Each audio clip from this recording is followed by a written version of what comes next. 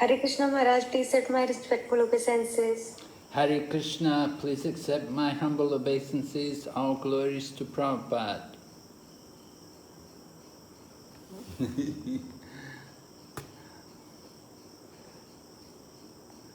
Oh, very hot here. How is it in Delhi? Is it very hot? Maharaj, 45 degree here in Vrindavan. Yeah. I heard very hot there. Yeah, it's hot here also, Mayapur. Yes, ma'am. Krishna. Hare Krishna Maharaj, please accept my humble obeisances. Hare Krishna Maharaj, my humble obeisances. All glories to Prabhupada. Hare Krishna Maharaj, my humble obeisances. Hare Krishna Prabhu, my humble obeisances.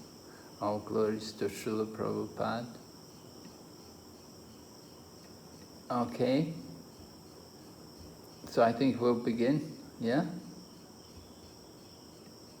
Om Jnana Timirandasya Gyananjana Shalakaya Chaksurunmilitan Yena Tasmai Shri Gurave Namaha Vanchakalpatarubhyascha Kripa Sindhu Bhaivacha Patitanam Pavanebhyo Vaishnavibhyo Namo Namaha Jai Shri Krishna Chaitanya Prabhu Nityananda Shri Advaita Gadadhar Shri Vasari Gaur Bhaktavinda Hare Krishna Krishna Krishna Hare Hare Hare Rama Rama Rama Hare Hare. So welcome everyone to our study of Bhakti Sastri, and we're on Bhagavad Gita chapter 11 this evening. All right, so you can see we're going to hear about the Vishwarup, and here's the breakdown of the chapter, the main points of the chapter.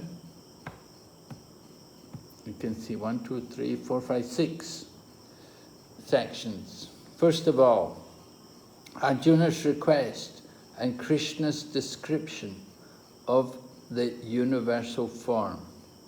Arjuna's request. Arjuna wants to see Krishna's universal form. All right? We know in the 10th chapter, Arjuna heard about Krishna's all-pervading feature. He heard how Krishna's everywhere in everything. So now, in this chapter, chapter 11, Arjuna wants to see how Krishna is everywhere in everything. And that's why Lord Krishna shows the Vishwarup. So that's Arjuna's request, and then Krishna describes, and then 9 to 14, Arjuna's situation is revealed to Dhritarashtra. Arjuna's situation is revealed to Dhritarashtra. Dhritarashtra, of course, he's far away from Kurukshetra. Dhritarashtra is in Hastinapur. But remember, Dhritarashtra, he began the Bhagavad Gita in the first chapter. He was inquiring about his sons. He's anxious to know what is happening. And Sanjay is describing to him.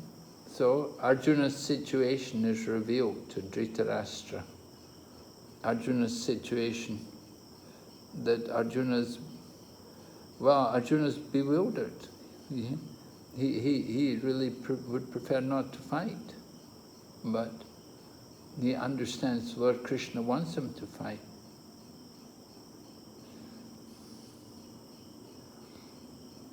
And then 15 to 31, Arjuna describes the universal form of the Lord. We'll hear Arjuna's description of this universal form. And then that's followed with just a short section, 32 to 34, where Krishna, because Arjuna had asked Krishna, "Who are you? Arjuna was so bewildered seeing the universal form. Arjuna had to request Krishna, please, who are you? And that time then Krishna explains that he is time.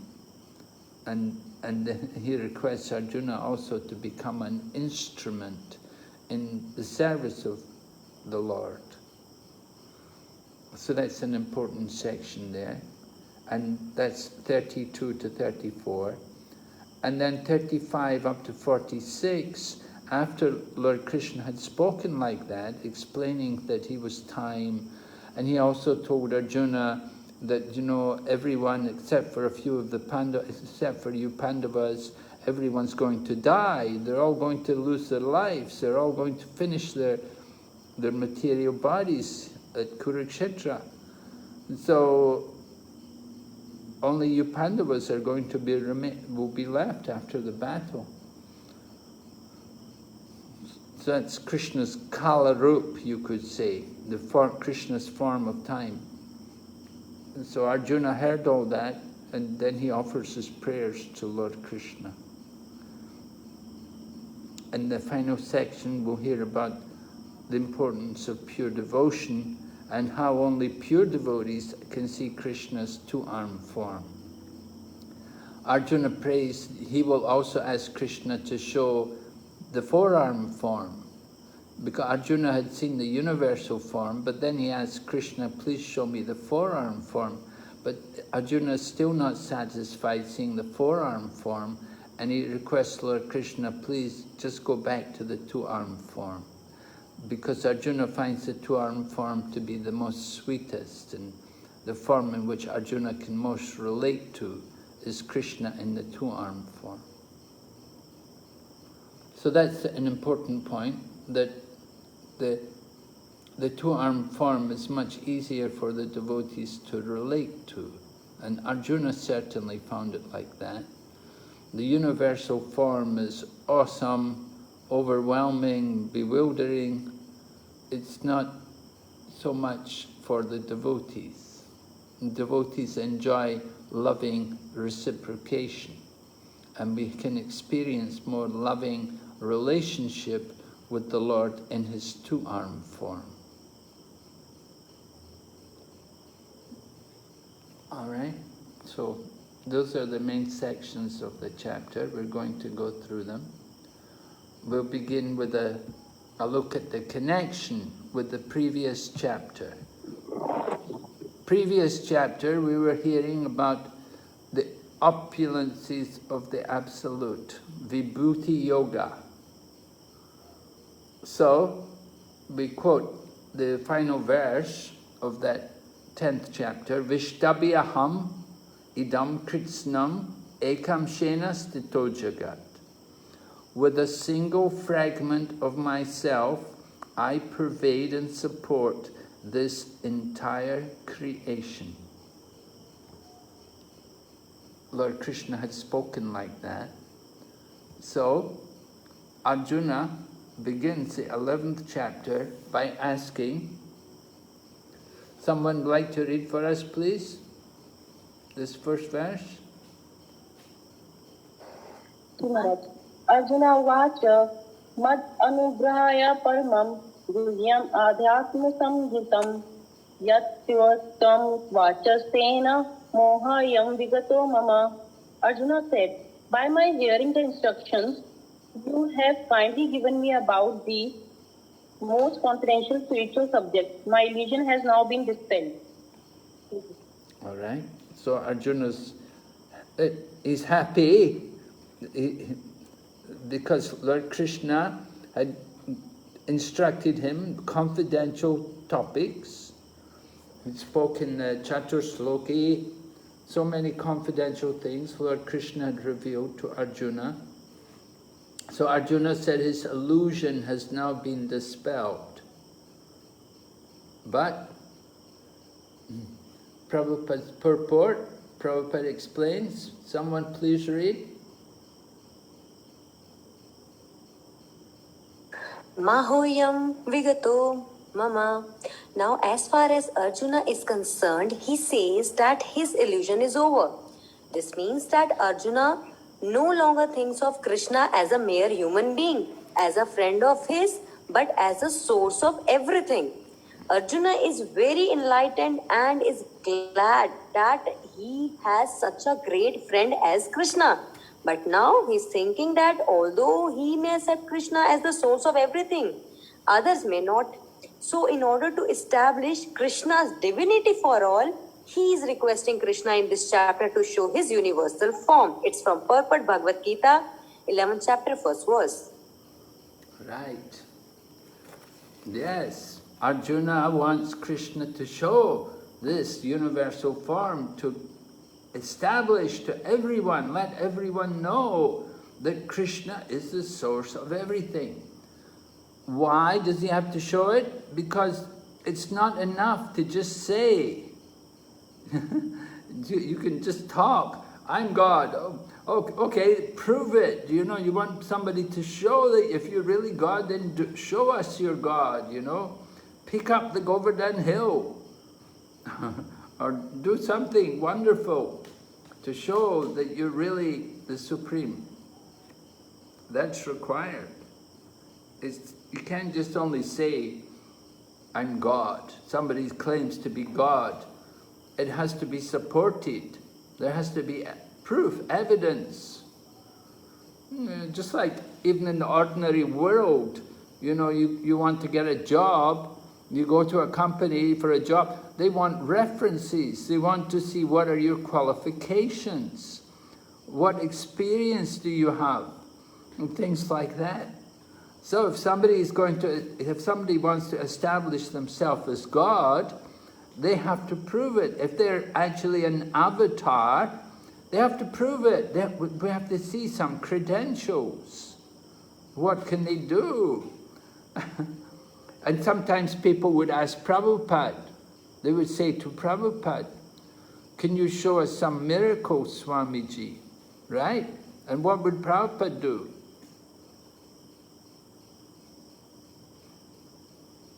Yes? I would say that I've done one miracle, that I've turned hippies into happies. I'm sorry, I can't understand what you're saying, Prabhu. Could you say again? Yeah, Prabhupada used to say, no, I haven't done a miracle, but yeah, I have done one miracle. I have turned hippies into happies.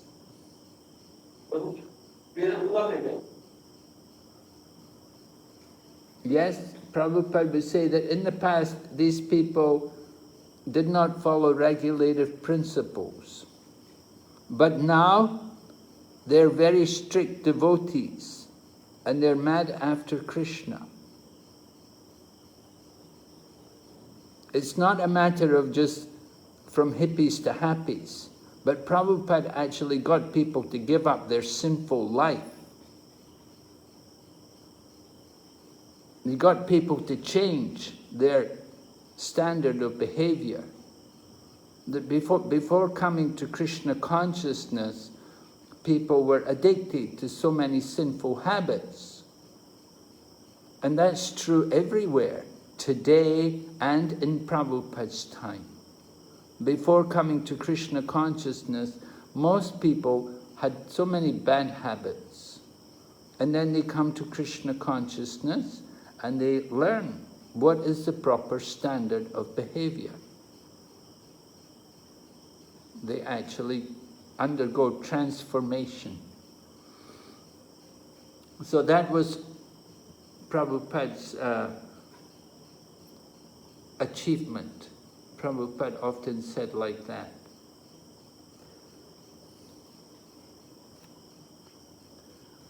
Okay, connection with the previous chapter. Here, text number 2. Did somebody read? Swatah bhavapayayo hi bhutanam suto vistarato maya. I have heard from you in details about the appearance and disappearance of every living entity. Okay. So Arjuna is saying, I have heard about the appearance and disappearance of every living entity. So this is leading up to he wants to see something of Krishna, right? Text number 2, you can see that verse, which about the appearance and disappearance of every living entity. Bhavapya yo hi bhutanam, and aham krishnasya jagata prabhava pralayastata. Chapter 7, number 6, right? Meaning,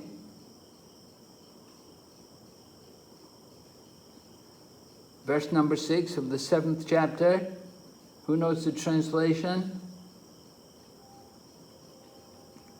You can read for me? All created beings have their source in these two natures. Of all that is material and all that is spiritual in this world, know for certain that I am both the origin and the dissolution. Ah, yes. The origin and the dissolution. You see, it's all done by Krishna. We give the credit to Brahma and to Shiva. Actually, who's actually doing everything? It's Krishna. The initial creation is not done by Brahma, because Brahma himself has to be created. The initial creation is done by the Supreme Lord. He expands himself into the Purusha avatars, and the Purusha avatars, they initiate the creation. They manifest the material world and the different elements of creation. And then Lord Brahma takes birth, and Lord Brahma takes on the secondary part of creation, the Visarga. And he creates the different bodies of the living entities, and puts the universe, planets into positions, these things. But initially, it's all done by Krishna. Right?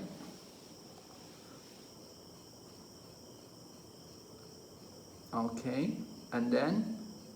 So why did Arjuna ask to see the Vishwarup? He knows... So that common men like us... What? So that common people like us can have a proof that Krishna is God, maybe? Well, there are different reasons why Arjuna wants to see the Vishwarup. Of course, it's not really for the benefit of the devotees. But why is Arjuna asking to see that universal form? That he wants to use that to convince other people of Krishna's position. As described here, to establish Krishna's divinity for all. So that's important. Arjuna wants to convince everyone that Krishna is the Supreme Lord. So if Krishna shows the universal form, then it's a very convincing argument that he is the Supreme.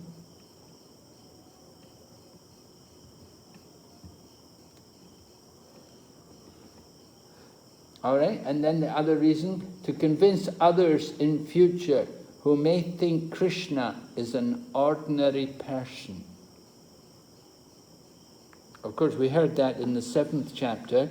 The monists, for example, the monists who are also even self-realized, they also think Krishna is an ordinary person.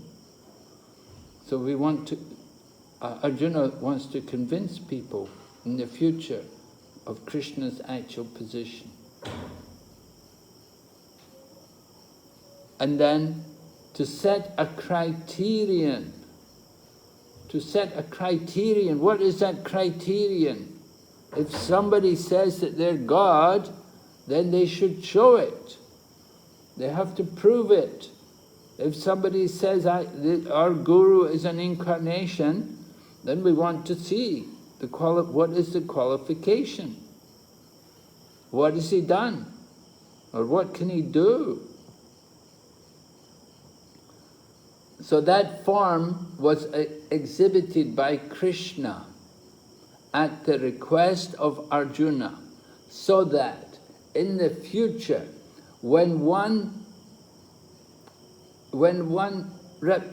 when one presents himself as an incarnation of God, people can ask to see the universal form. Usually we will ask, someone's an incarnation of God, it should be confirmed in the scriptures. Where does it say it in the scriptures? If someone's an actual incarnation of God, let us see it in the scriptures. Where does it say so in the scriptures? That's important. Right? It should be there.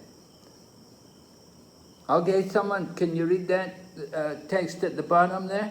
From Bhagavad Gita 11:5, 6. Yes, Maharaj.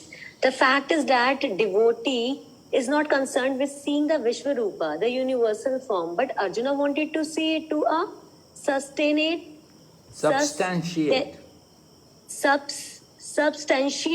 Krishna's statements, so that in the future people could understand that Krishna not only theoretically or philosophically presented himself as the supreme, but actually presented himself as such to Arjuna. Bhagavad Gita 11.8 purport. Okay, right. So theoretically and philosophically, anybody can do that. Anybody can theoretically or philosophically present themselves as being God. But we want to see that the reasons, we want to see it practically. That how is it that someone is actually God? Not just speaking. We want to see, show us. So Arjuna admits his limitations. Text number 4. Please read text number 4.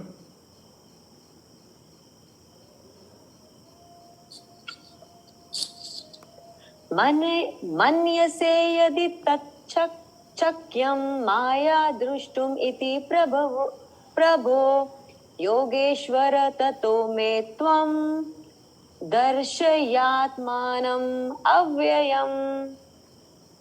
If you think that I am not able to behold your cosmic form, O my Lord, O Master of all mystic power, then kindly show me that unlimited universal self. 11.4 Bhagavad Gita. Right. If you think that I am able to behold it, then show me that. Right? So that's Arjuna requesting Krishna. So that's being requested by Arjuna. In the next 4 verses, Krishna attracts Arjuna's attention towards him. How's he going to do that? How's Krishna going to attract Arjuna's attention towards him? By showing him universal form. Yes, right. Right. Okay. Like to read? Yes, ma'am. Everything is situated in one place in my body. O Arjuna, whatever you wish to see, behold at once in this body of mine. This universal form can show you whatever you now desire to see and whatever you may want to see in the future. Everything moving and non-moving is here completely in one place. Bhagavad Gita 11.7.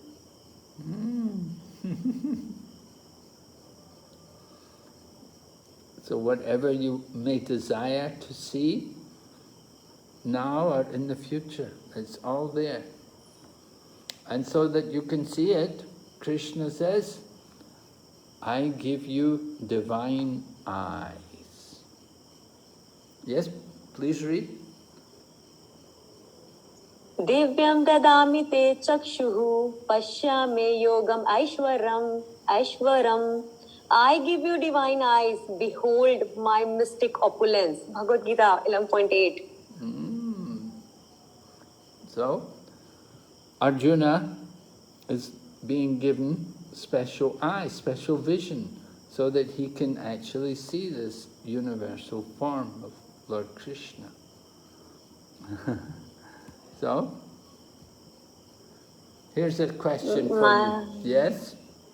Maharaj, before seeing Krishna's universal form, can you please help us that how I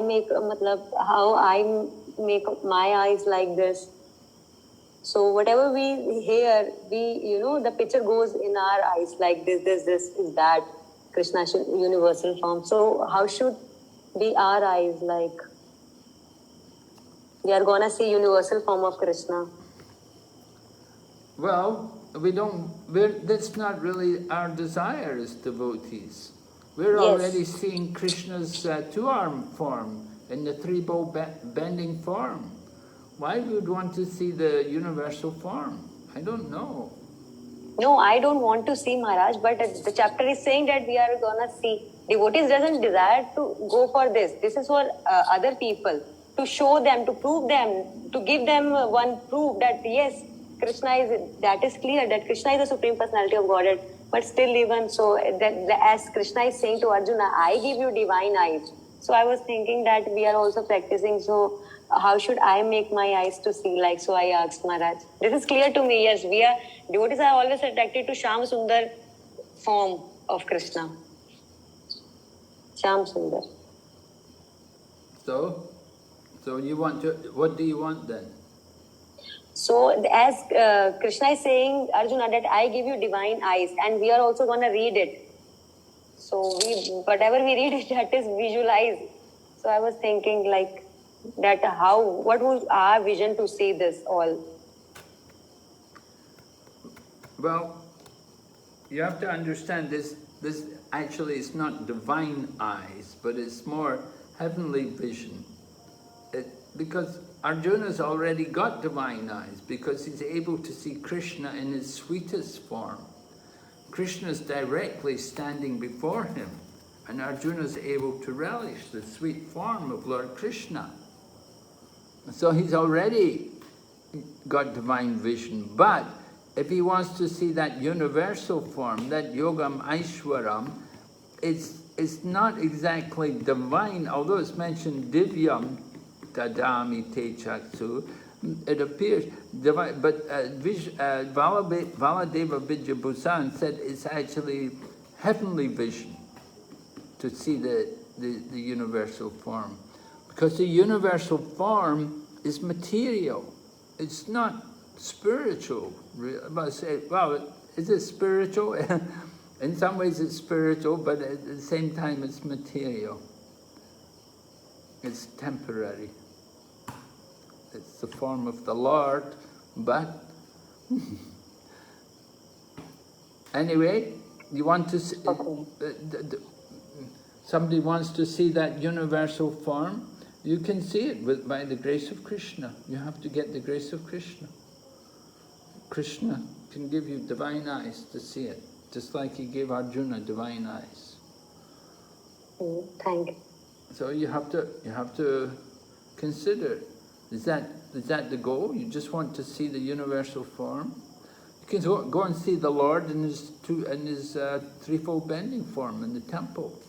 It's much more attractive, much more pleasing. Yes, Maharaj. You can see the Lord in the temple.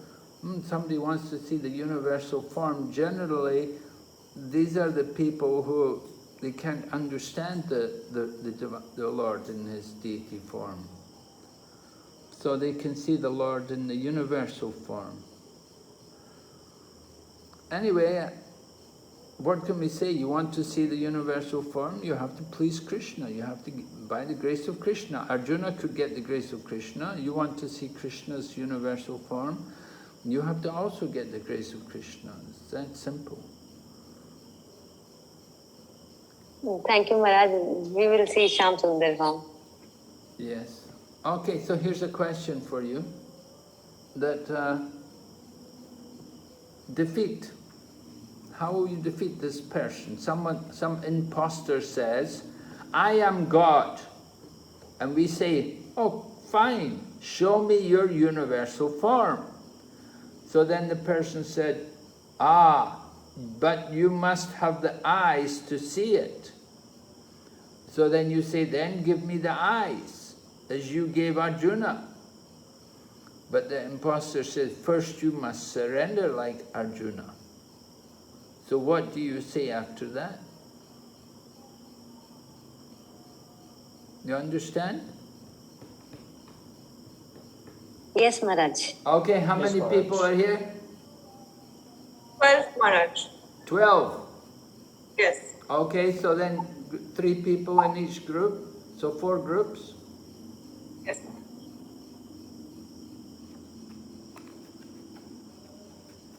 See if you can get a solution to this.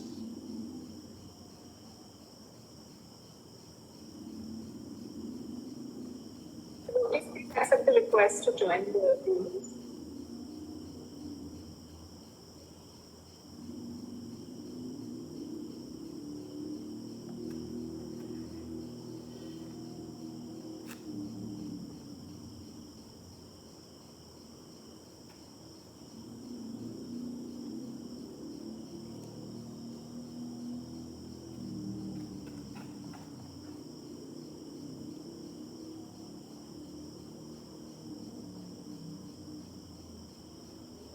Srimati Mataji, can you please join your room?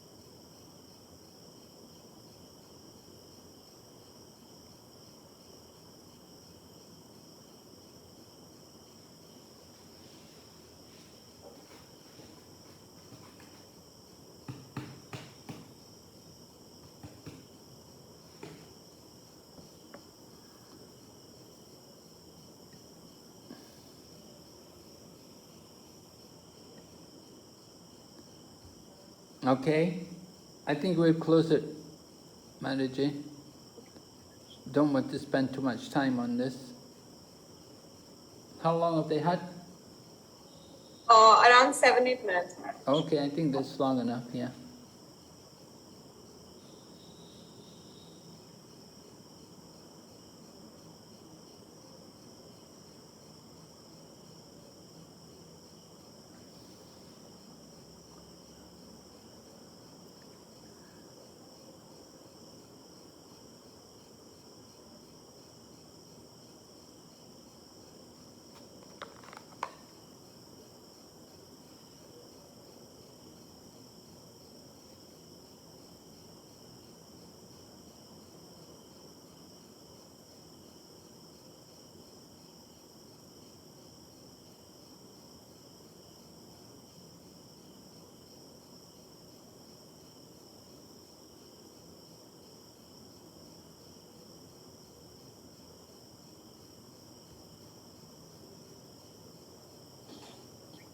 Everybody is back, Maharaj. Oh, thank you. Okay. Right, so who's Rasa Raman Krishna? Yes, Prabhuji. Yes, Maharaj. I am Yeah. Rasraman Krishnadas. Yes, Prabhu, would you like to tell us what you discussed there? Yes, Maharaj. I was with Aradhe Gadadhar Prabhu and Bhumika Sevika Mataji. So, Aradhe Gadadhar Prabhu was saying that, and yes, I agree with him. That person would definitely first ask impostor to prove that he is God by giving shastric evidences. So unless and until he gives shastric evidences, that person cannot surrender just like Arjuna. Because if he wants to surrender just like Arjuna, he will have to first see that person as Krishna. That's my opinion also. Okay. But so you're saying that in the Bhagavad Gita, when Arjuna surrendered to Krishna, he already knew that Krishna was God? Yes, to some extent, not absolutely, but to some extent. Maharaj, actually, in the conversation I was telling, that of course, although Krishna did surrender to Arjuna in the second chapter, but here regarding the universal form, this universal form conversation has come in the 11th chapter. Before this, there is a 10th chapter in which Arjuna has already confirmed that you are the Param Brahma, Param Dhavam. And this thing, not only I am saying because I am your friend, all the great sages like Deval, Asit, Narada, Vyas, they all have confirmed this. So before I surrender to you and then you show me your universal form after I surrender to you, first of all, you prove that why should I surrender to you? Is there any proof? Has any sage said your name that you will be getting, that you are Supreme God? Or is there any description in any of the Vedic scriptures that you are the Supreme God? Then only the question of surrender comes, and then only the question of universal form comes. Okay, good. Thank you. Yeah, sounds reasonable.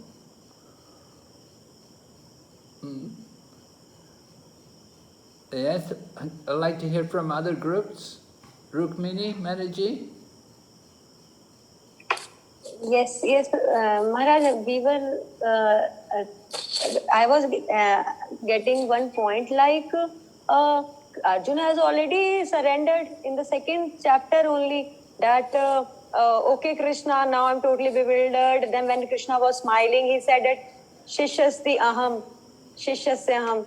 So he has already surrendered. So he would say in the next dialogue, he would say, Krishna, I have already surrendered to you. Now please show me. That's why you have already given me so much knowledge. Now we have come to the, as Prabhuji is saying, Aradhe Gadadhar Prabhuji is saying that in the 10th chapter, I came to the second chapter that he has already surrendered. That's why Krishna has already given so much knowledge. He has given the even most confidential knowledge. Now we have come to the only Vishwarupa.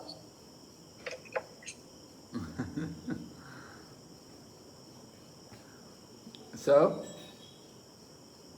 does he have the right to see the Vishwarup? Sorry, Maharaj, didn't get. Does he have a right? Isn't it his right to see the Vishwarup? Because someone's saying he's God, you know, so okay, so if you're God, prove it, you know, show the Vishwarup. But Yes. Yes, we will. Yes, yes, Maharaj. Right. He said, like, we will say that yes, we have already surrendered to you. We agree you. Okay, now please you show us the. And then he will not be able to. What will he do? He will pose like to artificial arms, and what will he do? Make a artificial light from the theater. Like he will not be able. So he will come into this type like this we will grasp him that he's not God. okay, so you will exposure to that he's not actually God. It's difficult to deal with these kind of people. In Kali Yuga, you know, people don't admit defeat. You can argue with them for a long time. Very difficult to get anybody to admit that they're actually wrong. And Maharaj, I was getting one more point that whenever somebody asks Prabhupada any question, Prabhupada, instead of giving answer, he used to counter question that person. Okay, you tell this.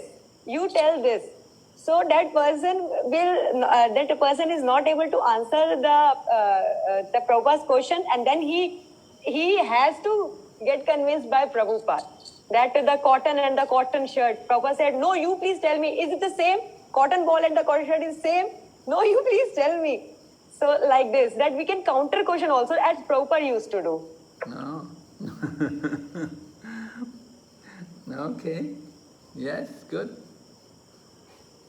I know one time in the UK, Prabhupada was in the program, and one man spoke up and he began to speak about how he was actually God. And he was going on. And then finally he stopped. And so then Prabhupada said, so you are God? And everybody just laughed. Everybody just laughed. The whole crowd, people, they all laughed. Prabhupada said, so you're God? Everybody's just laughing because everybody knew it's so ridiculous. How could he be God? Yes. Like this, Maharaj, I'm also remembering one very nice example. One person came and he claimed that I am God. So Prabhupada said his disciple to bring Mahaprasad. He said they fed him like anything. No, you eat this, that. He said, no, I'm done. Now I cannot eat more. No, you are God. You in Jagannath Puri, you are having chappan bhoga so many times. You have. So he said, no, my stomach is paining. God has to go to doctor also. So like this also. Hare Krishna. Okay, any other comments? Anybody, other groups like to contribute what you just discussed about? Hare Krishna Maharaj, may I say something? Please, Mataji, yes. I could only think of one point from shloka number 8, that here Arjun, here Krishna, here there is no such a condition that one needs to surrender first and then Krishna will show his universal form. Because as it is, devotees are not asking, are not demanding to see Krishna's universal form. That person is claiming to be God, hence he is supposed to show him his universal form. Not that anybody needs to surrender him to first. What is the 8th verse that you're talking about? Which 8th verse in the 11th chapter, is it? Yes, Maharaj. But you cannot see me with your present eyes. Therefore, I give you divine eyes. Okay. Behold my mystic opulence. So you're saying that we shouldn't have to surrender first? Yes, Maharaj. In this particular shloka, surrender, nothing is told about being surrendering first. It's just the Lord should give divine eyes. He wants to prove. Yes, here it is written, devotees who are correctly situated in a transcendental relationship with Krishna are attracted by loving features, not by a godless display of opulences. Lord gave Arjuna the necessary power to see his universal form because he knew that Arjuna did not particularly want to see it. Right. So the loving features, they're not there in the universal form. That's the godless display of opulence, that's the universal form, right? But the devotees are attracted to the loving features, the personal form of the Lord. Okay, Manaji, thank you. It's a nice point. Yeah, why you should surrender. You have a universal form. You should reveal it. You can give us divine eyes. It's not surrender. All right. Anybody else? Anything? Okay, we'll go ahead. I give you the eyes of the devas. The eyes of the devas. There's a little difference. You see, this is Baladeva Vijayabhusan's explanation. He said, your eye, which is accustomed to see my sweetness, cannot see my universal form. Arjuna is seeing Krishna in his threefold bending form, or his two-armed form. He's seeing the sweet form of Lord Krishna. And so he said, you cannot see my universal form. Therefore, I give you celestial eyes. He gave celestial eyes to Arjuna, not a celestial mind. If he gave that type of mind, Arjuna would take pleasure in that celestial form. This is Baladeva Vijayabhusan's reasoning. Arjuna is a devotee. So Lord Krishna gave Arjuna celestial eyes, but not a celestial mind. Because Arjuna has the mind of a devotee. So he's not, if Lord Krishna was to change the mind of Arjuna, then Arjuna would also take pleasure in seeing the universal form. So Lord Krishna doesn't want to change Arjuna's mind. Arjuna's mind is perfect the way it is, that he's a devotee. Yeah, and he's the great associate of Lord Krishna. Wherever Lord Krishna goes, Arjuna goes with him. And Krishna will speak Bhagavad Gita to him. So Lord Krishna is not going to change Arjuna's mind. He keeps it the way it is. But he gave him the eyes just to let him see. So this Baladeva Vijayabhusan's argument like this is interesting. It's not divine eyes, but celestial eyes were given to Arjuna. Eyes like those of the demigods, the heaven. So why do devotees not care for the universal form? Right? Anybody could offer some... Do you have any replies to this? Why do you not care for the universal form? Maharaj, actually it is not pleasurable to the devotees. Devotees don't get pleasure out of that universal form. That's why I think. Well, you don't get pleasure. Maybe pleasure is different for different people, right? We could argue like that. You don't get pleasure. Somebody else may say, well, I get pleasure out of the universal form. Maharaj, just like in the previous slide you saw, you showed us about the Baldev Vidyabhushan. Baldev Vidyabhushan said that Lord Krishna gave Arjuna the eyes to see the universal form, not the mind. So this is also a point.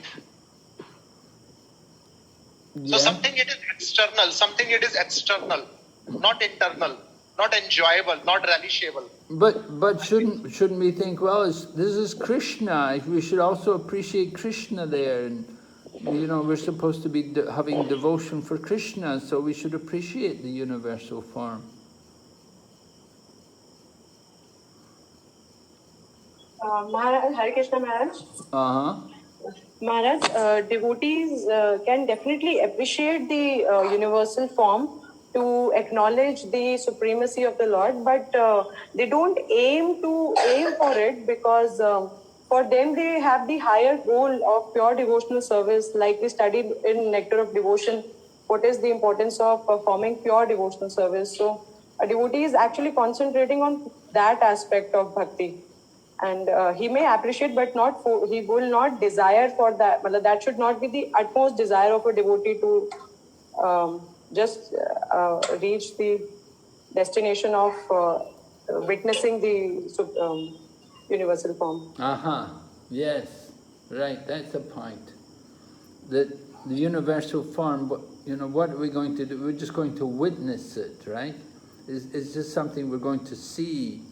It's very difficult for us to actually engage in loving service to the universal form.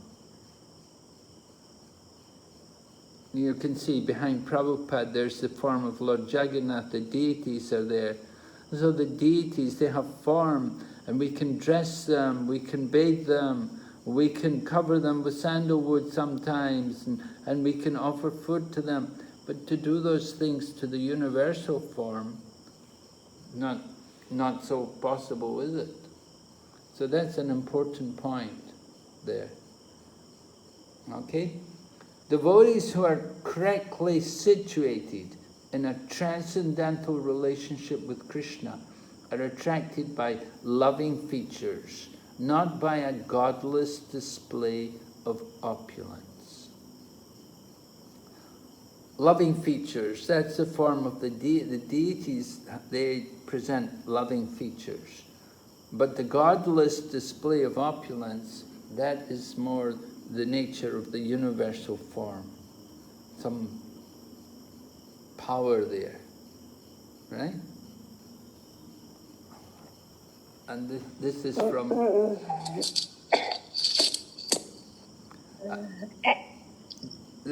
the 49th verse of the 11th chapter, purport, where Prabhupada writes, a devotee is not much interested in the universal form, for it does not enable one to reciprocate loving feelings.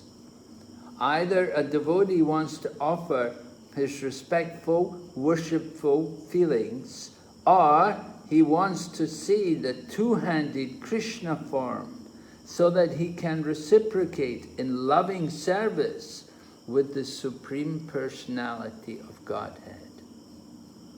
So, reciprocation with the Lord, that's very important. The loving exchange, the respectful, worshipful feelings, which we see when we see the deities, that's something very special.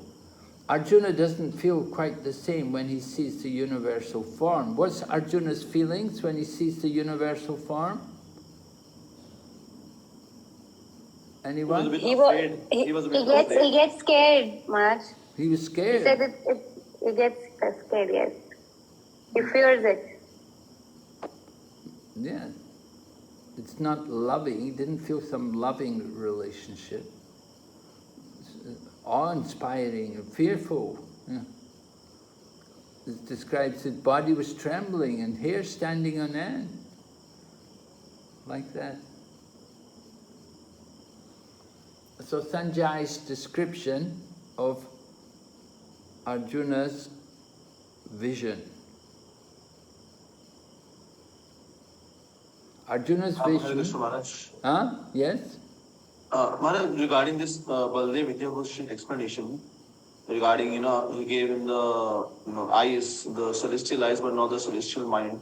So, I just couldn't understand it completely, that the point that was to be proved in that how to defy the argument that the impostor gave. So, if you could, give again. Yeah, you couldn't understand this point of Baladeva Vidyabhusan? No, Maharaj, if you could, again explain. All right, well, he was making the point that Arjuna is already seeing Lord Krishna in his sweet form, in his two-armed form. Right?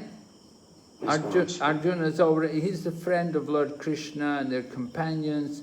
So Arjuna is accustomed to seeing Lord Krishna in his two-armed form. And that is actually the supreme form of Lord Krishna, the two-armed form. And there's great sweetness in that two-armed form. But now Arjuna is going to see the universal form. Arjuna wanted to see this universal form. Therefore, in order to see it, as it was described, that the Lord had to give him special vision. He had to change the vision. in order that he could see the universal form. Just like sometimes you go to movies, you know, and sometimes they'll give you glasses to wear when you watch the movie, and when you watch the movies you can see these creatures which are moving there, you know. With the help of special glasses you can see things on the screen.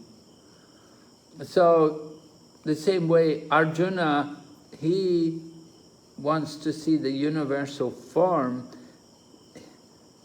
He was given, his vision was changed. So Baladeva Vidyabhusan, he says that Arjuna just needed to get celestial eyes. Celestial eyes means heavenly eyes. Eyes equal like those of the demigods. And so Arjuna, with eyes like the demigods, then he can see the universal form. But Baladeva Vidyabhusan goes on to make the point that Lord Krishna gave celestial eyes to Arjuna, but he didn't give him a celestial mind. And he makes the point that if he'd given him a celestial mind, then Arjuna would have enjoyed the universal form, because that's what the demigods, that's what they like. And they like to see that Vishwarup. And sometimes impersonalists and so on, they're fond of the universal form. Brahmagyanis like that. They like this idea of the universal form. So Arjuna would take more pleasure in that universal form if the Lord had changed his mind. But Lord Krishna didn't change his mind, he only changed his eyes. Is it any clearer, Prabhu? You can understand? Yeah, I can understand. So from this, only the thing is that is confirmed is that Krishna's two-armed form is sweeter than Krishna's universal form. Oh yeah. For the devotees. Yes, yes, yes. So, but regarding the argument that, you know, how can I know that you are Supreme God? So, from this, can we infer that had you been an impostor, had the impostor been a God, then that person would have told him that had you been Krishna, then I would be satisfied by your this form only. I won't be requiring to see your universal form. Is this the argument that the person should be giving? Well, yes, you could argue like that. That's one possible argument. Yes, a nice. Actually, that's a nice argument that's a nice way to respond. You know, we can respond in different ways to these kind of things. You know, people come up with these kind of foolish arguments. They want to be God. It's just some kind of exercise to get us thinking how to meet these kind of challenges, because these kind of challenges are going to come. You're going to meet people like that. You're going to get these kind of challenges. And we have to think how to deal with them. Yes, Maharaj. All the Maharaj. Thank you,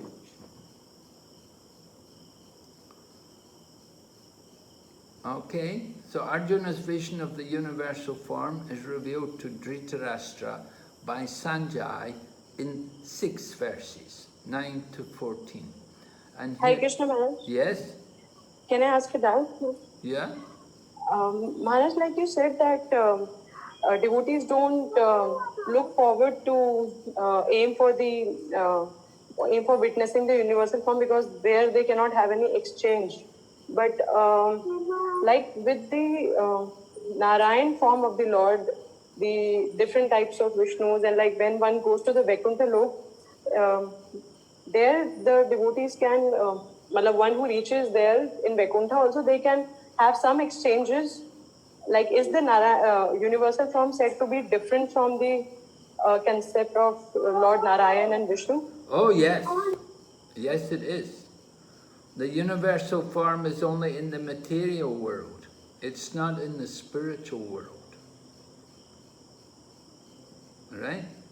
The universal form is It's a material form as well. And it's here, it's not in the spiritual world. That's the main point. So it is very, very different from the form of Narayan and Krishna. Okay, thank you. Maharaj, Maharaj, again and again, I'm going to verse number 10.7. That one devotee has to be factually convinced of Krishna's opulence and mystic power, so that he will be engaged in unalloyed devotional service to him. There is no doubt. So again, I'm just thinking like we just have to convince ourselves for the tattva, but actually we have to, but at last we have to render unalloyed devotional service to Krishna. Yes. Am I thinking right, Maharaj? 10.7? Yes, you're thinking right. Thank you. Yes. We have to render unalloyed service to Thank Krishna. you. That's the idea. Good. Okay, we're looking at these statements of Dhritarashtra describing, rather Sanjay describing to Dhritarashtra Arjuna's vision of the universal form. Yeah, this is verses 10 and 11. Arjuna saw in that universal form unlimited mouths, unlimited eyes, unlimited wonderful visions. The form was decorated with many celestial ornaments and bore many divine upraised weapons. He wore celestial garlands and garments, and many divine scents were smeared over his body. All was wondrous, brilliant, unlimited, all expanding. So, read Prabhupada, how Prabhupada talks about this. If we want to dress somebody, he must be a person. So even in the universal form, there is a personality. Divya Malya, Divya Gandha,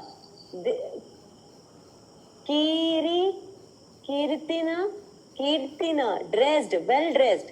Well dressed is possible not in the impersonal. If you want to dress somebody, he must be a person. You cannot dress in the sky.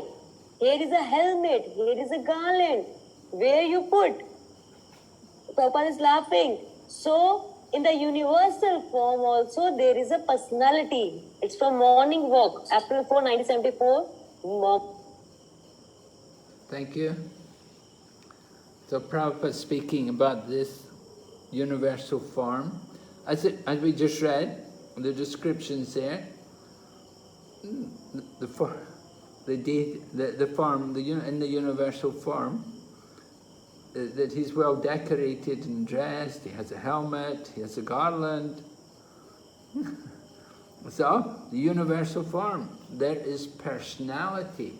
There's a personality. Who is that personality? Of course, that is the Supreme Lord. So sometimes people claim that it's simply oneness, that there's no personality. There's simply the Brahman, and there's no personality. And they want to merge into that universal form, and become one, and lose their individuality. That is the impersonalist idea. They like the universal form. The monists, they're very fond of contemplating the universal form. It's very convenient. They think about entering into that oneness of the Vishwarup and losing their individuality. But Prabhupada said, no, it's not like that. Keep reading. Arjuna could see. Others on the battlefield could not see this form because Krishna gave the vision only to Arjuna. Sitting on his chariot, Arjuna could see all these, but no one could understand what was going on between Arjuna and Krishna. 11.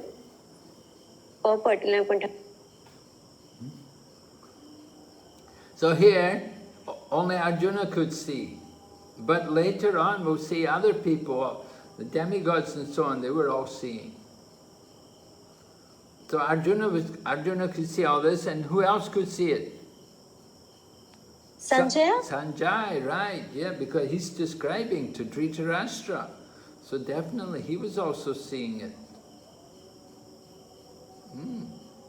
Yes? Somebody read the verse?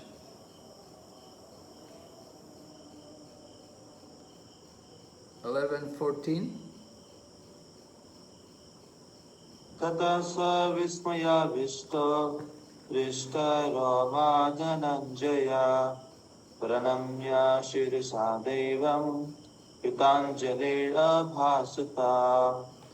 Then, bewildered and astonished, his hair standing on end, Arjun bowed his head to offer obeisances and with folded hands began to pray to the Supreme Lord.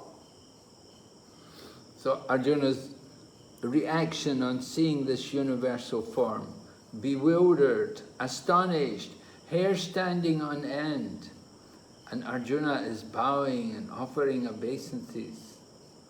So he's certainly appreciating the position of the Lord. Yes? Go on reading, Prabhu. Once the divine vision is revealed, the relationship between Krishna and Arjuna changes immediately. Before, Krishna and Arjuna had a relationship based on friendship. But here, after the revelation, Arjuna is offering obeisances with great respect. And with folded hands, he is praying to Krishna. He is praising the universal form. Thus, Arjuna's relationship becomes one of wonder rather than friendship.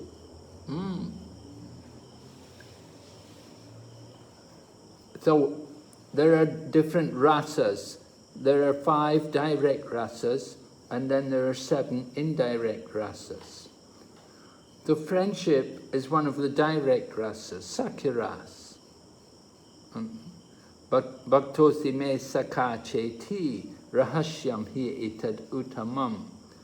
In the Bhagavad Gita, Lord Krishna had glorified Arjuna that because you're my devotee as well as my friend, therefore you can understand this knowledge. So Arjuna was in sakya-ras with Krishna. And having a friendly relationship with someone, usually, we'll think of ourselves as being equals. But here, you can see there's a change in the relationship.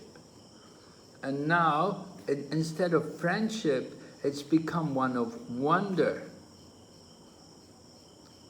Why? What happened? Why the change?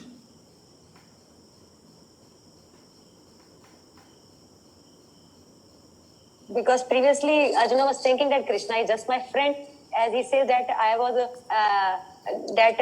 please forgive me, Krishna, that I used to make fun of you, I used to sleep on the same bed with you.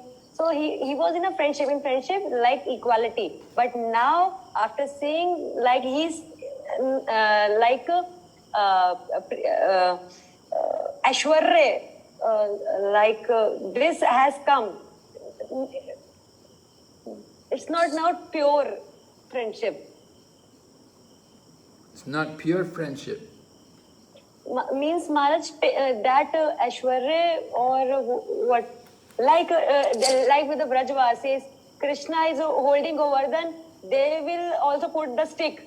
And they will never ever agree that Krishna is a god. If Krishna perform any pastime, they will say, yeah, he is a Deva and we are also Devas. So like this. But here Arjuna has gone like... Yes, because what happened? What changed Arjuna? Maharaj, revelation of the universal form. Yes, right. Because of seeing Krishna display the Vishwarup. So that's what influenced the thinking of Arjuna. that Arjuna experienced a change, that he thought, oh, I have to be very careful, as Mataji was saying, that Arjuna felt, oh, I've disrespected Krishna, that we would lay on the same bed and we would eat together, and sometimes I would even joke with him and tease him.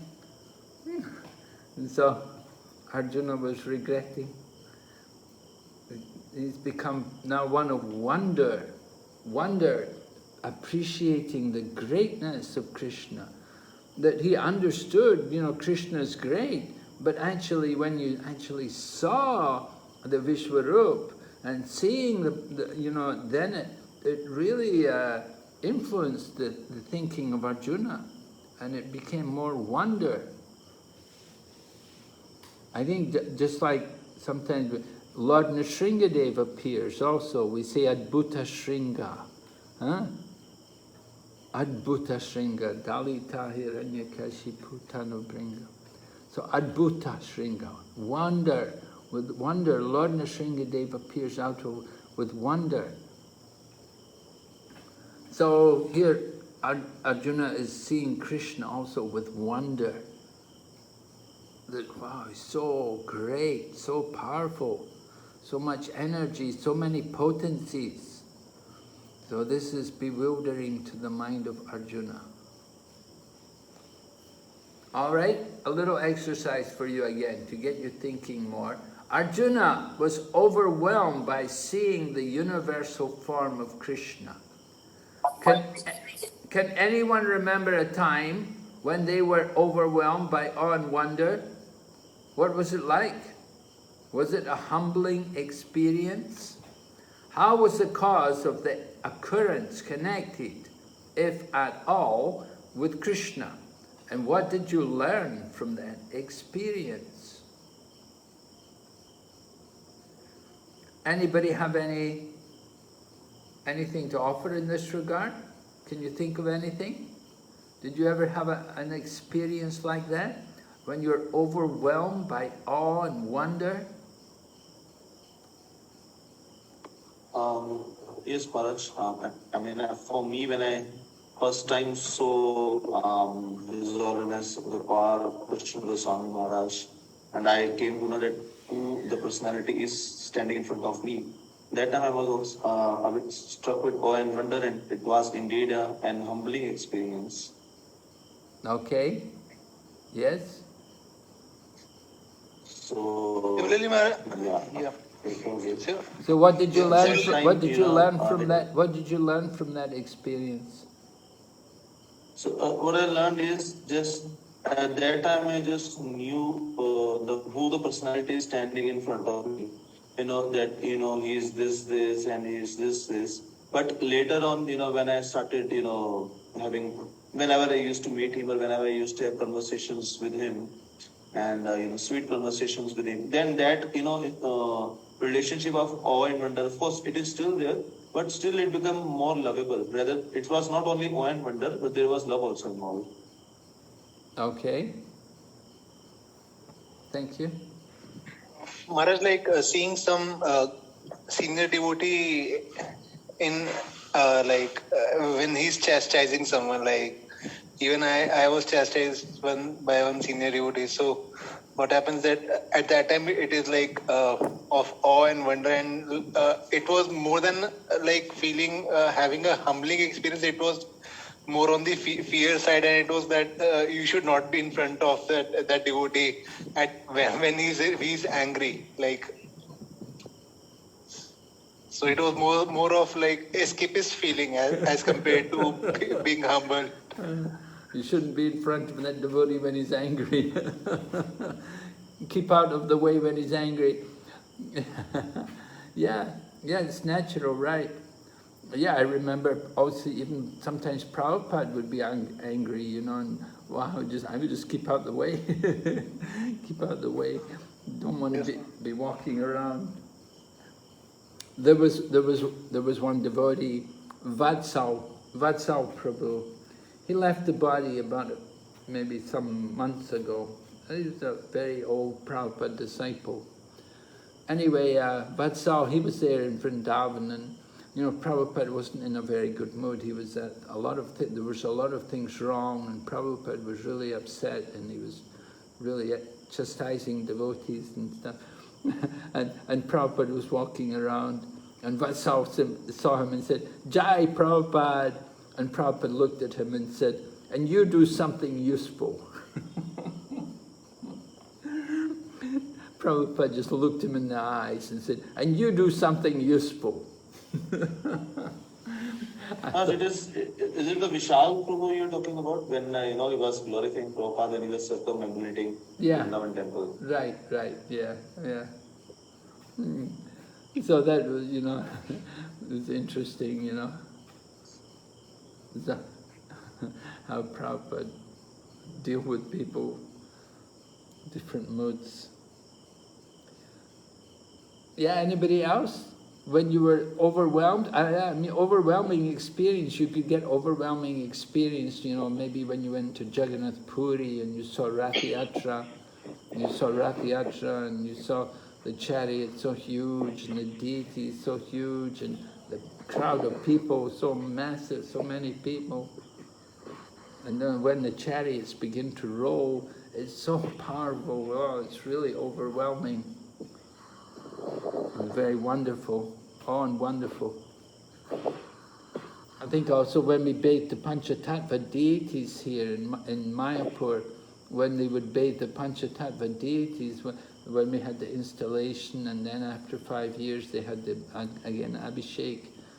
So it's also very powerful, very wonderful, awe-inspiring, seeing all the devotees, how all the devotees were around the deities, so many of the senior GBC men and the Gurukula boys as well, and Gopal Krishna Maharaj and Sridhar Swami and Jayapataka Maharaj, they were all there bathing the deities.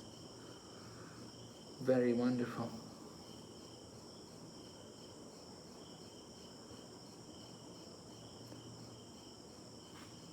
Your Madhajis, anything on this? Maharaj, whenever I see getting my desires fulfilled spiritually, and over a period of time we see the change happening, and someday we think about it, then we realize, oh, it's so wonderful, it was not even possible to happen, but Krishna made it possible. So at that point of time I feel Krishna can really do anything. What did he do? There are so many examples, Maharaj. Everything he is doing. If I am able to chant, if we are able to practice our spiritual life, it is all by his mercy. Otherwise, we would not be able to do anything. Okay. Yeah, sometimes you may be asked to stand up in front of people and to speak about Krishna consciousness. It can be overwhelming sometimes.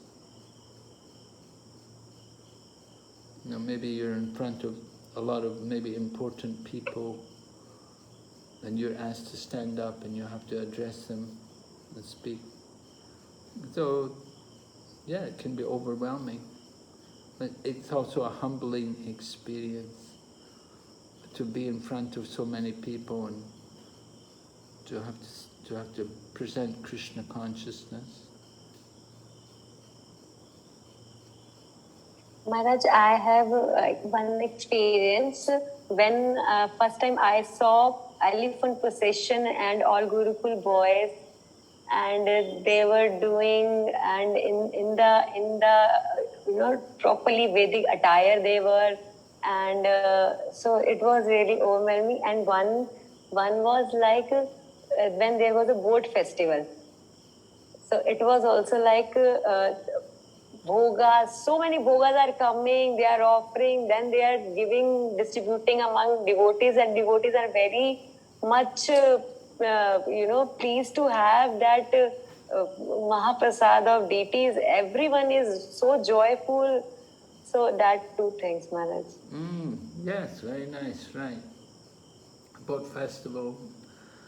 And sometimes also Rath Yatras are like that. I think, was it Ludhiana? They have a big Rath Yatra, and they had a lot of prasadam distribution. The whole route they were distributing prasadam. people would come out, almost every shop, they would come out with big offerings and distribute. Overwhelming.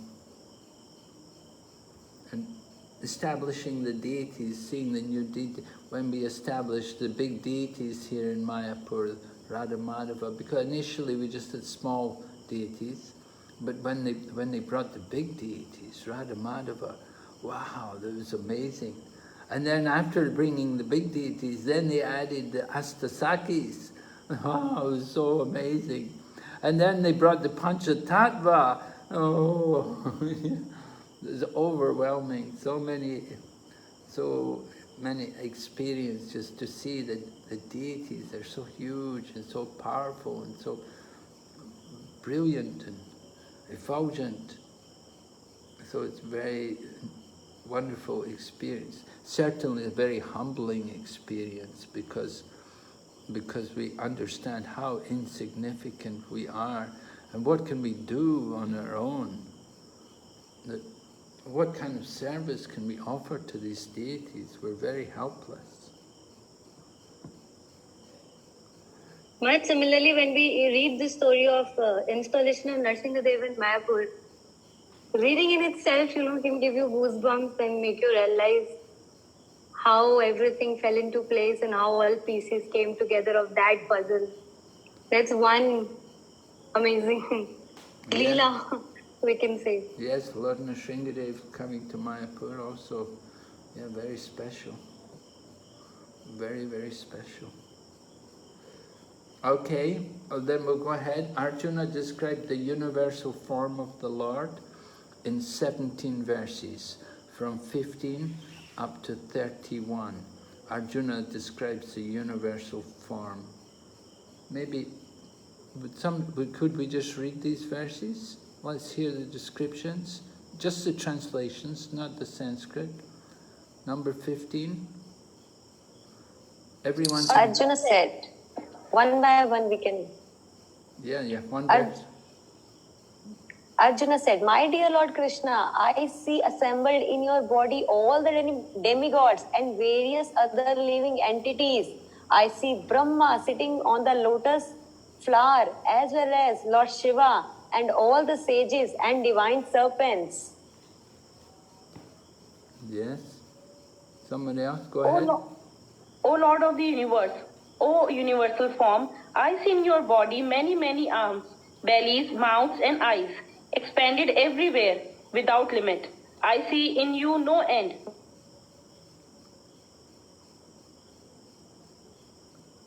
Yes. 17.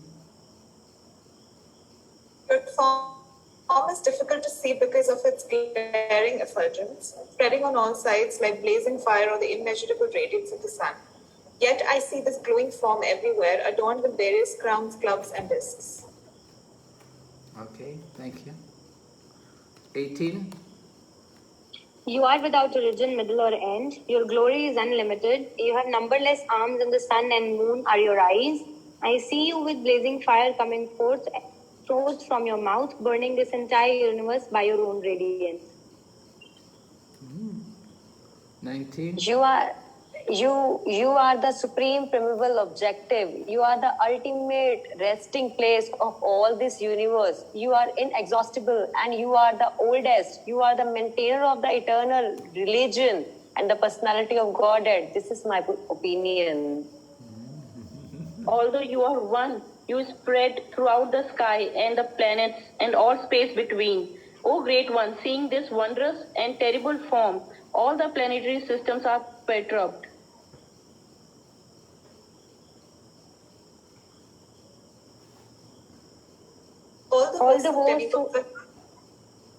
Please go ahead, Madhu. All the hosts of demigods are surrendering before you and entering into you, some of them very much afraid.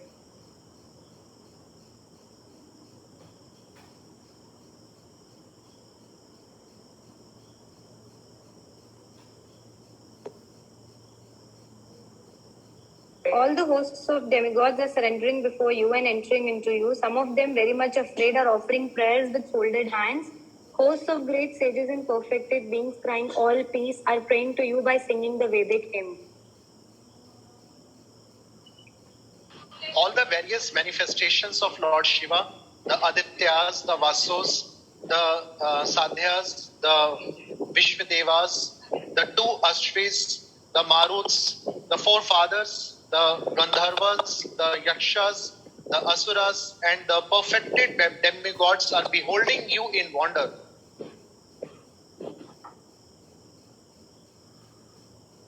O mighty armed one, all the planets with their demigods are disturbed at seeing your great form, with its many faces, eyes, arms, thighs, legs, and bellies, and your many terrible teeth.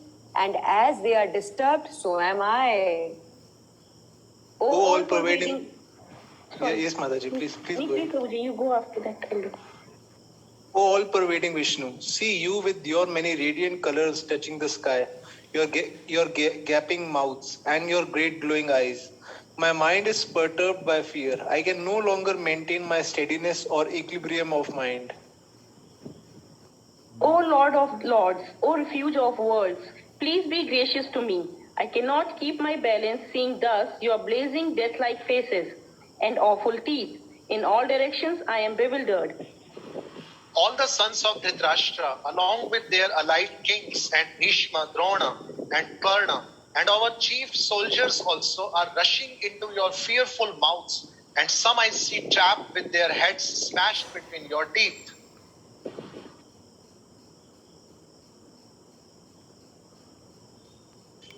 As the many waves of the rivers flow into the ocean, so do all these great warriors enter blazing into your mouths. O Vishnu, I see all people rushing full speed into your mouths, and moths dash to destruction in a blazing fire. O Vishnu, I see you devouring all people from all sides with your flaming mouths, covering all the universe with your effulgence. You are manifest with terrible scorching rays. O Lord of Lords, O so fierce of form, please tell me who you are. I offer my obeisances unto you. Please be gracious to me. You are the primal Lord. I want to know about you, for I don't know what your mission is. Okay. So thank you. Yes. We can hear. This is actually a description of the Kala Roop, the form of time, right? Because you're hearing about the destruction of so many great warriors, how they're all entering into the mouths of the Lord. They're all becoming food for the Lord. Bhishma and Drona and so many others, they're all entering in there. They're all being smashed by the teeth of the universal form. So this is Kala Roop. So Arjuna asked the question about, who are you? Tell me who you are. So before we look at that, just to raise a question, did anyone else see the Vishwaroop? So here's a quote here from Baladeva Vijayabhusan's commentary on the Bhagavad Gita, 11, verse number 20. Someone can read for us? The Devas. The Carry on, Mataji. You read, Prabhuji, please. The Devas, Asuras, Gandharvas, Kinnars, and others who were friendly or neutral had gathered for seeing war. They also were given celestial eyes by the Lord to see this form. If only Arjuna could see that form, it would have been like a sleeping person seeing chariots or other objects in a dream, while others could not see them. The Lord made this display so that many others could bear witness to his powers. Bhagavad Gita 11.20. Baldev Vidyabhushan commentary. So Baladeva Vidyabhusan is stating here that these other demigods who were all there, who had come to witness the event, the Kurukshetra war or whatever, that they could also see this Vishwarup. And he mentions here, he says that the Lord gave them celestial eyes. So they were already demigods and they had special vision as demigods, but still he says they were given celestial eyes just to see the form. So some special qualification is there to actually see the universal form. But he argues that if they did not see the form, then Arjuna seeing the form would just be like something in a dream, and no one else could support that he was actually seeing it.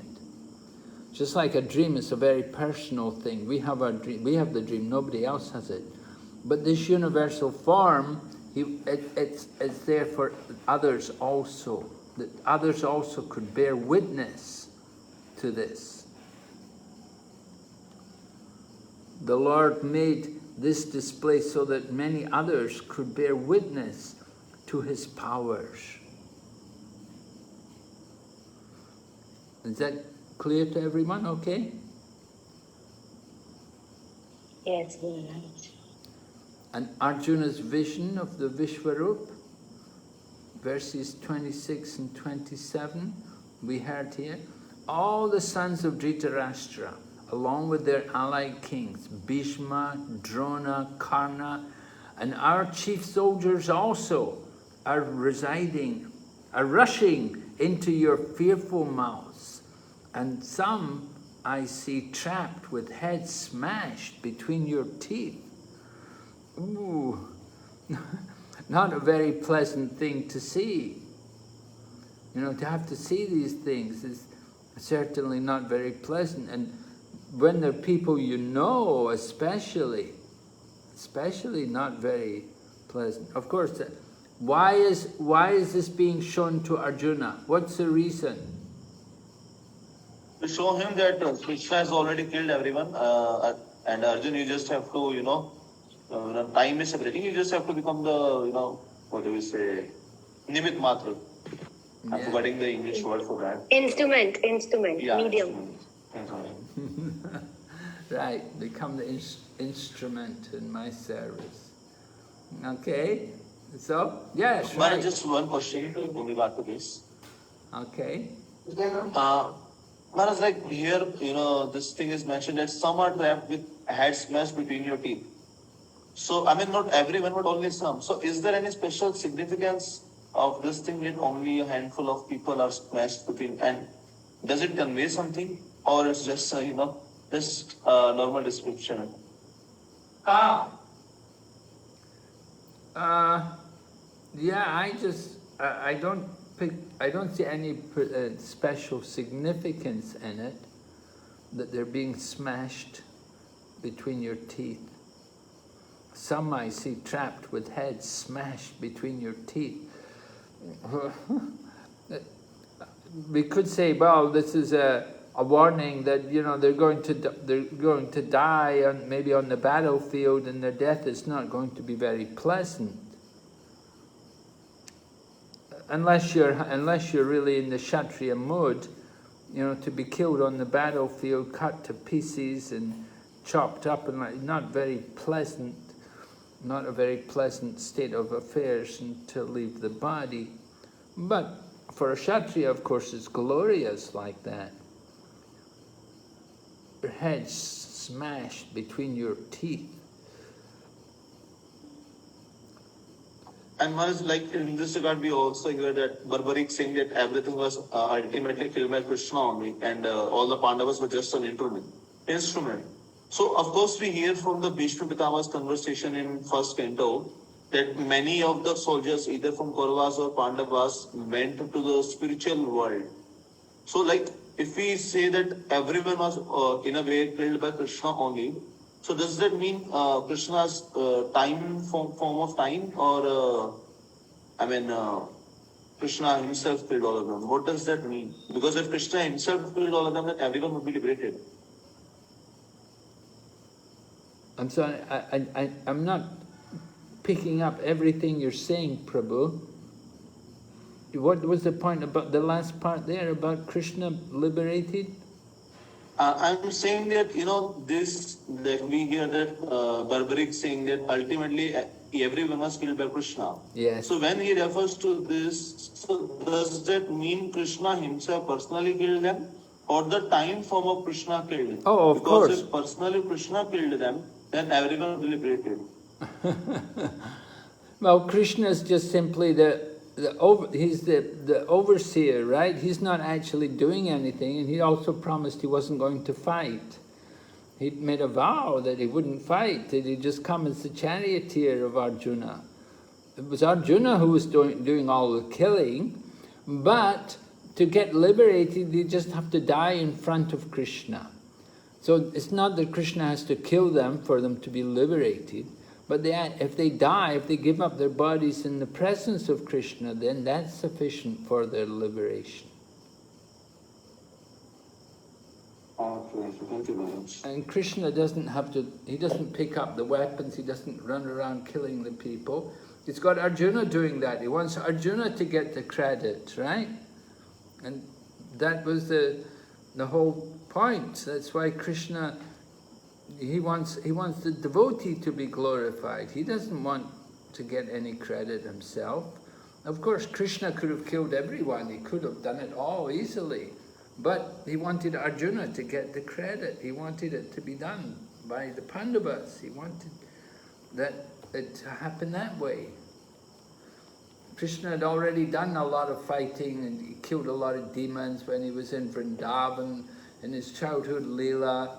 And then he went to Dwarka, and he had some problems there with different demons also.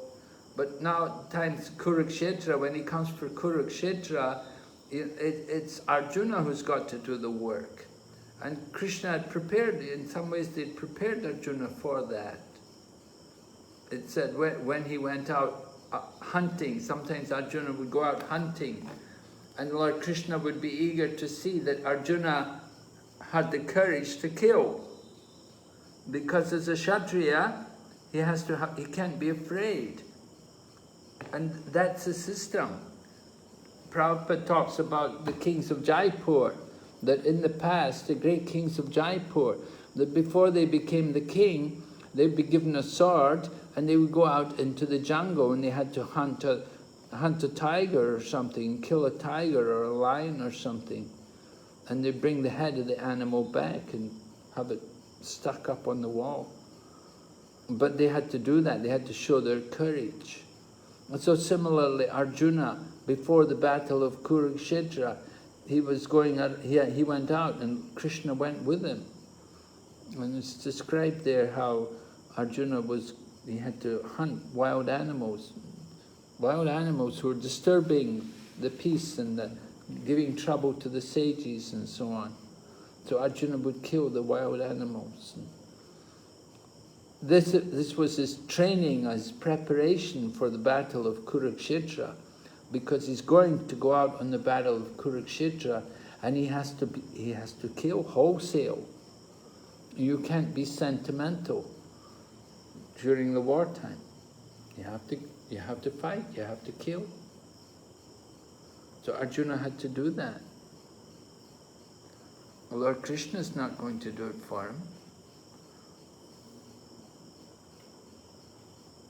Okay, Maharaj. And so almost everyone died in front of Krishna. So does it mean all of them went to the spiritual abode?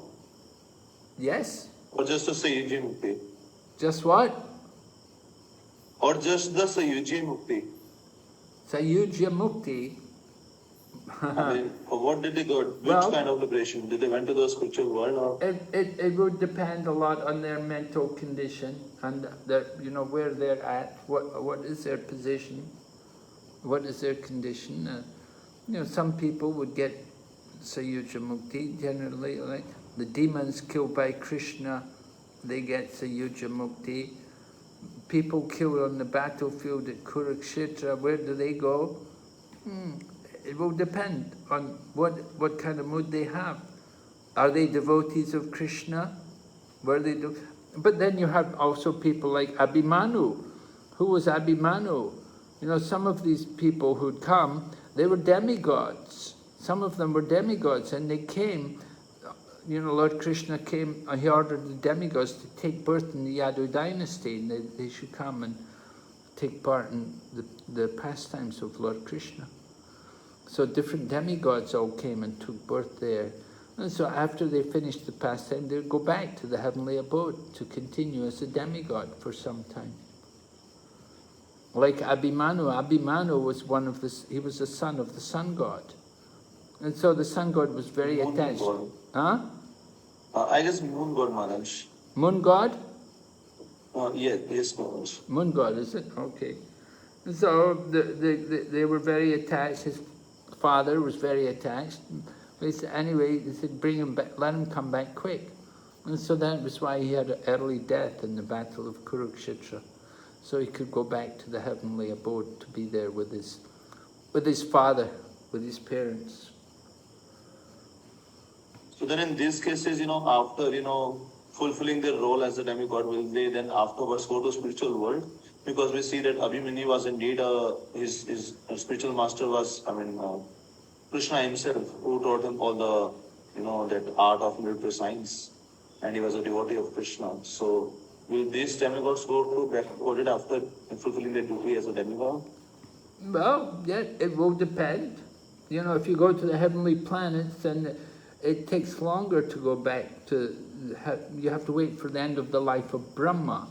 Maybe from the planets from the Swarga Loka, they have to go up to the higher planets and finally go up to Satya Loka and wait there with Lord Brahma and wait for the end of Lord Brahma's life. And when Lord Brahma leaves the planet, then maybe you go with him and you can go back to Godhead at that time. It's not so clear, you know, how some people, of course, they're killed on the battlefield of Kurukshetra, and they may immediately go back to Godhead. They don't go to heaven. They go immediately back to Godhead. Thank you, Maharaj. So that is the benefit of Lord Krishna being there on the battlefield of Kurukshetra, that they were all liberated. Now, liberated could also mean that they simply take birth again, but they take birth again without so much influence of the modes of nature. And they're given a better chance to perfect their devotional service. You know, liberated does not necessarily mean that they get their swarupa. It simply can mean they got free of passion and ignorance, come to a higher level of material consciousness. All right, so these next few verses, there's 32 to 34, very important. Krishna is explaining that he is time and that Arjuna should become an instrument in the service of Lord Krishna. What does it mean to be an instrument in the service of Krishna? Anyone? Maharaj, it means that already everything was planned, everything was designed. Arjun just had to play the role of performer. He had to just execute everything which was planned beforehand. Yes, that's good. Very nice understanding. If you're an instrument, the instrument in the hands of someone, you know, the instrument doesn't have any consciousness, it doesn't have really, and it's not the instrument will say, oh, I don't like this, or I don't want to do that. You know, you're in the hands of someone, and whatever the person who's holding you is going to do, that's what happens. You have no independence, you have no free will. You're simply surrendered to the person who's holding the instrument. And so in this case, who is the craftsman who's holding the instrument? Krishna Maharaj. Yes, Krishna. He's the expert craftsman and he's arranging everything. So Arjuna was told, just become an instrument. Arjuna was worried, you know, that Maybe he thought maybe we won't win the battle. This army of the Pandavas was much smaller in comparison to the army of the Kauravas. So maybe Arjuna is thinking that, it would be doubtful if they could win the battle, because so many great generals are opposing them. Bhishma, Drona and Karna are all there on the other side. So Arjuna would be doubtful about victory. But Krishna said, just become an instrument. And Krishna is encouraging Arjuna by showing him the Kala Rup, that they're all put to death. All of these people are going to die. Why? Why were they all going to die? Why was Bhishma and Drona going to die? Because Krishna has already killed them. Why? They were destined to die. Why? As per the plan of Lord Krishna. No, yeah, but there's a reason. Because they had. Yes, Mataji. Because they had supported the adharma, irreligion, in the assembly of Kauravas. When Draupadi was, she was chastised. She was being chastised. Yes, that's right. Because they did not do anything to support or to protect Draupadi. They simply stood by and let the Kauravas disrobe her and manhandle her and untie her hair. So Lord Krishna didn't like that. That they did not voice their disapproval, and they did not come to her protection. So therefore they were all going to die. It was their punishment for allowing that to happen.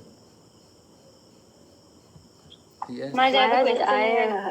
Okay, yes, Mataji. Yes, go ahead, Mataji. Mataji, okay, Mataji, you ask. It's okay. I am just saying, Maharaj, I was saying that they forget the dharma. Dharma is to protect the brahmana, protect the women, protect the cows. They forget that, and this was and what they followed, that was the lower reason. They were the lower principle actually, and they forgot the main dharma. Yes. What was it? What was the main dharma? Main dharma was like Brahman should be protected, women should be protected, cows should be protected, and there are, I think, 7 things, and I'm not able to recall all the names, Maharaj, all right. but they should. Okay, they should have protected Draupadi, yeah? Yes. And so they were negligent of the religious principles. Yes. Yeah? Mataji, please. Yes, any other point? My question was, like you were asking why Bhishma and Drona were killed. So one reason is this, what Mataji gave, that, that they were on the side with Dharma. But Maharaj, won't their past deeds would come into question here as well? For example, Bhishma Dev was a Vasu who was cursed. Bhishma Dev was what? I think he was a Vasu who was cursed. He was a Vasu who was cursed. Yes, Maharaj. Uh-huh. I mean, I am right now, I cannot recall the exact story on my feet here, but he was the 8th Vasu who had to live his life as a celibate. I cannot recall properly. But won't that also come into consideration here? Or we would just look at the present scenario? I mean, like in terms of Mahabharata, of course. Well, yes, definitely, Lord is talking to Arjuna. He wants Arjuna to be confident of his victory, and he wants to understand that, all these people there who have come on the battlefield, they're all going to die, whether Arjuna fights or not. So that was really the thinking. It wasn't a question. Of course, you could say, well, everybody's going to die anyway. right? We all have material body, and the death rate is 100%. And Prabhupada would often say, death rate is the same it's always been, 100%. Everyone dies. You take birth, means you have to die. So they're all going, it's a question of when are they going to die, and how are they going to die. So they've come to fight on the battlefield, and they're going to die on the battlefield. That was the point Krishna was making. And whether Arjuna does it or not, it's going to happen. But Krishna wants Arjuna to take up the service. He should recognize that he has a duty to perform, and he should take up that service. Thank you, Maharaj. Okay, text 32, someone can read?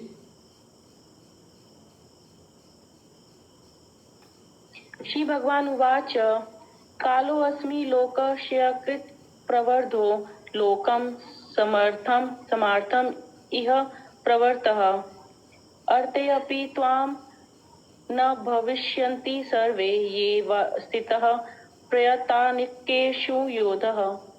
The Supreme Personality of Godhead said, Time I am, the great destroyer of the worlds, and I have come here to destroy all people. With the exception of you, the Pandavas, all the soldiers here on both sides will be slain. Hare Krishna. So this is Lord Krishna's confident, he's confident, and he wants to encourage Arjuna. And well, Arjuna had, of course, he had asked Krishna to identify who he was, and then he also wanted to know, what is your mission? So Lord Krishna says, I'm time, and what is his mission? He said, I've come here to destroy all people. He's come where? Come to Kurukshetra, to destroy all people, except for the Pandavas. All the soldiers on both sides will be slain. Of course, that was part of the reason why the Lord appeared in the world, right? The earth was overburdened by so many demoniac kings. And Lord Krishna has to arrange for the removal of that burden from the earth. The Lord's mission was to relieve the earth of all these people, demonic kings, overburdening the earth. And that Kurukshetra war was the Lord's arrangement for removing a vast number of all of these kings. Bring everyone together and let them all, give up their bodies, leave the world. And Prabhupada also says, like sometimes, things like an airplane carrying hundreds of people, he says sometimes the airplane will crash. He said it's a similar kind of event. Or more than 100 years ago, there was a Titanic. There was that amazing big ship which sailed from England and it went across the Atlantic. And on the very first voyage, it hit an iceberg, and the whole ship sank, and hundreds of people all died. Many important men, because they didn't have any. They had hardly any life raft or little boats to help the people. So people all drowned. So Krishna sometimes arranges these things just to relieve the burden, to take away people from the earth. And 5,000 years ago, it was Kurukshetra. The demonic kings, the Kshatriyas, they would all come, they'd all been called. It was time for them to give up their material bodies. And everyone, except for the Pandavas, they're all going to be slain. Maharaj, I had one question in this. Like Krishna here, we see that those who were on the side of Adharma, so Krishna arranged for them to be killed. He arranged everyone to come at one place. But we see like sometimes even when devotees, like those who are in ISKCON, those are practicing Krishna consciousness, they went on some yatra and we hear of a mishappening. Like I remember like some devotees in Chowpatty temple, they went to Kathmandu and Nepal and they had boarded a local airplane. So that crash and many devotees died in that. So how can we understand that, that kind of event? Yes, well, you can understand that also for the devotees it's an arrangement of Krishna, because they're on a yatra. I remember that it was a very small flight. There was only a few people in the plane, right? And some people survived, but somehow the devotees died. You can see that's the arrangement of Krishna to take them out of the material world. And to die on pilgrimage is very auspicious. It's a very good way to leave the body, actually. They say there are some auspicious ways to meet death, just like they say if you die in the Ganga, that's also considered good. But to die on pilgrimage, it's not ordinary. It's very special. You give up your body, you leave the body when you're on pilgrimage. Definitely, they'll get a very good birth in the next life. And sometimes Krishna arranges like that, takes devotees out of one situation. We understand that Krishna must have had some important service for them to do some other place. So Krishna makes arrangements to take them out, to take them on to some other place, to continue their service to him. But for devotees of Krishna, it's not karma, it's the plan of Krishna. That's how I understand it.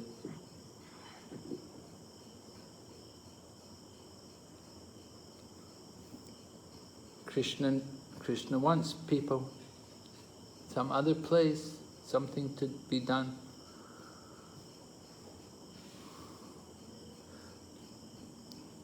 Just like, we wanted Prabhupada to finish Srimad Bhagavatam, but Krishna wanted him some other place. Krishna took him.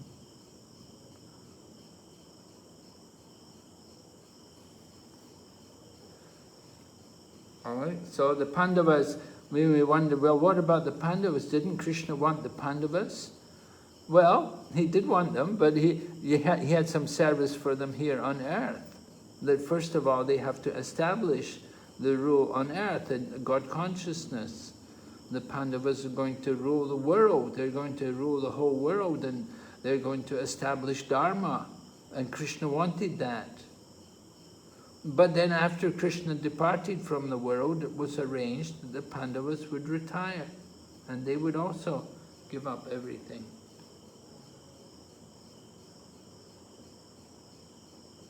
So we have to understand Krishna's plan. Yeah? Somebody please read this for us. Eventually, all the Brahmanas, Kshatriyas and everyone else are devoured like a meal by the Supreme. This form of the Supreme Lord is the all-devouring giant, and here Krishna presents himself in that form of all-devouring time. Except for a few Pandavas, everyone who was present on that battlefield would be devoured by him. Shall I continue? Yes. Arjuna was not in favor of the fight, and he thought it was better not to fight. Then there would be no frustration.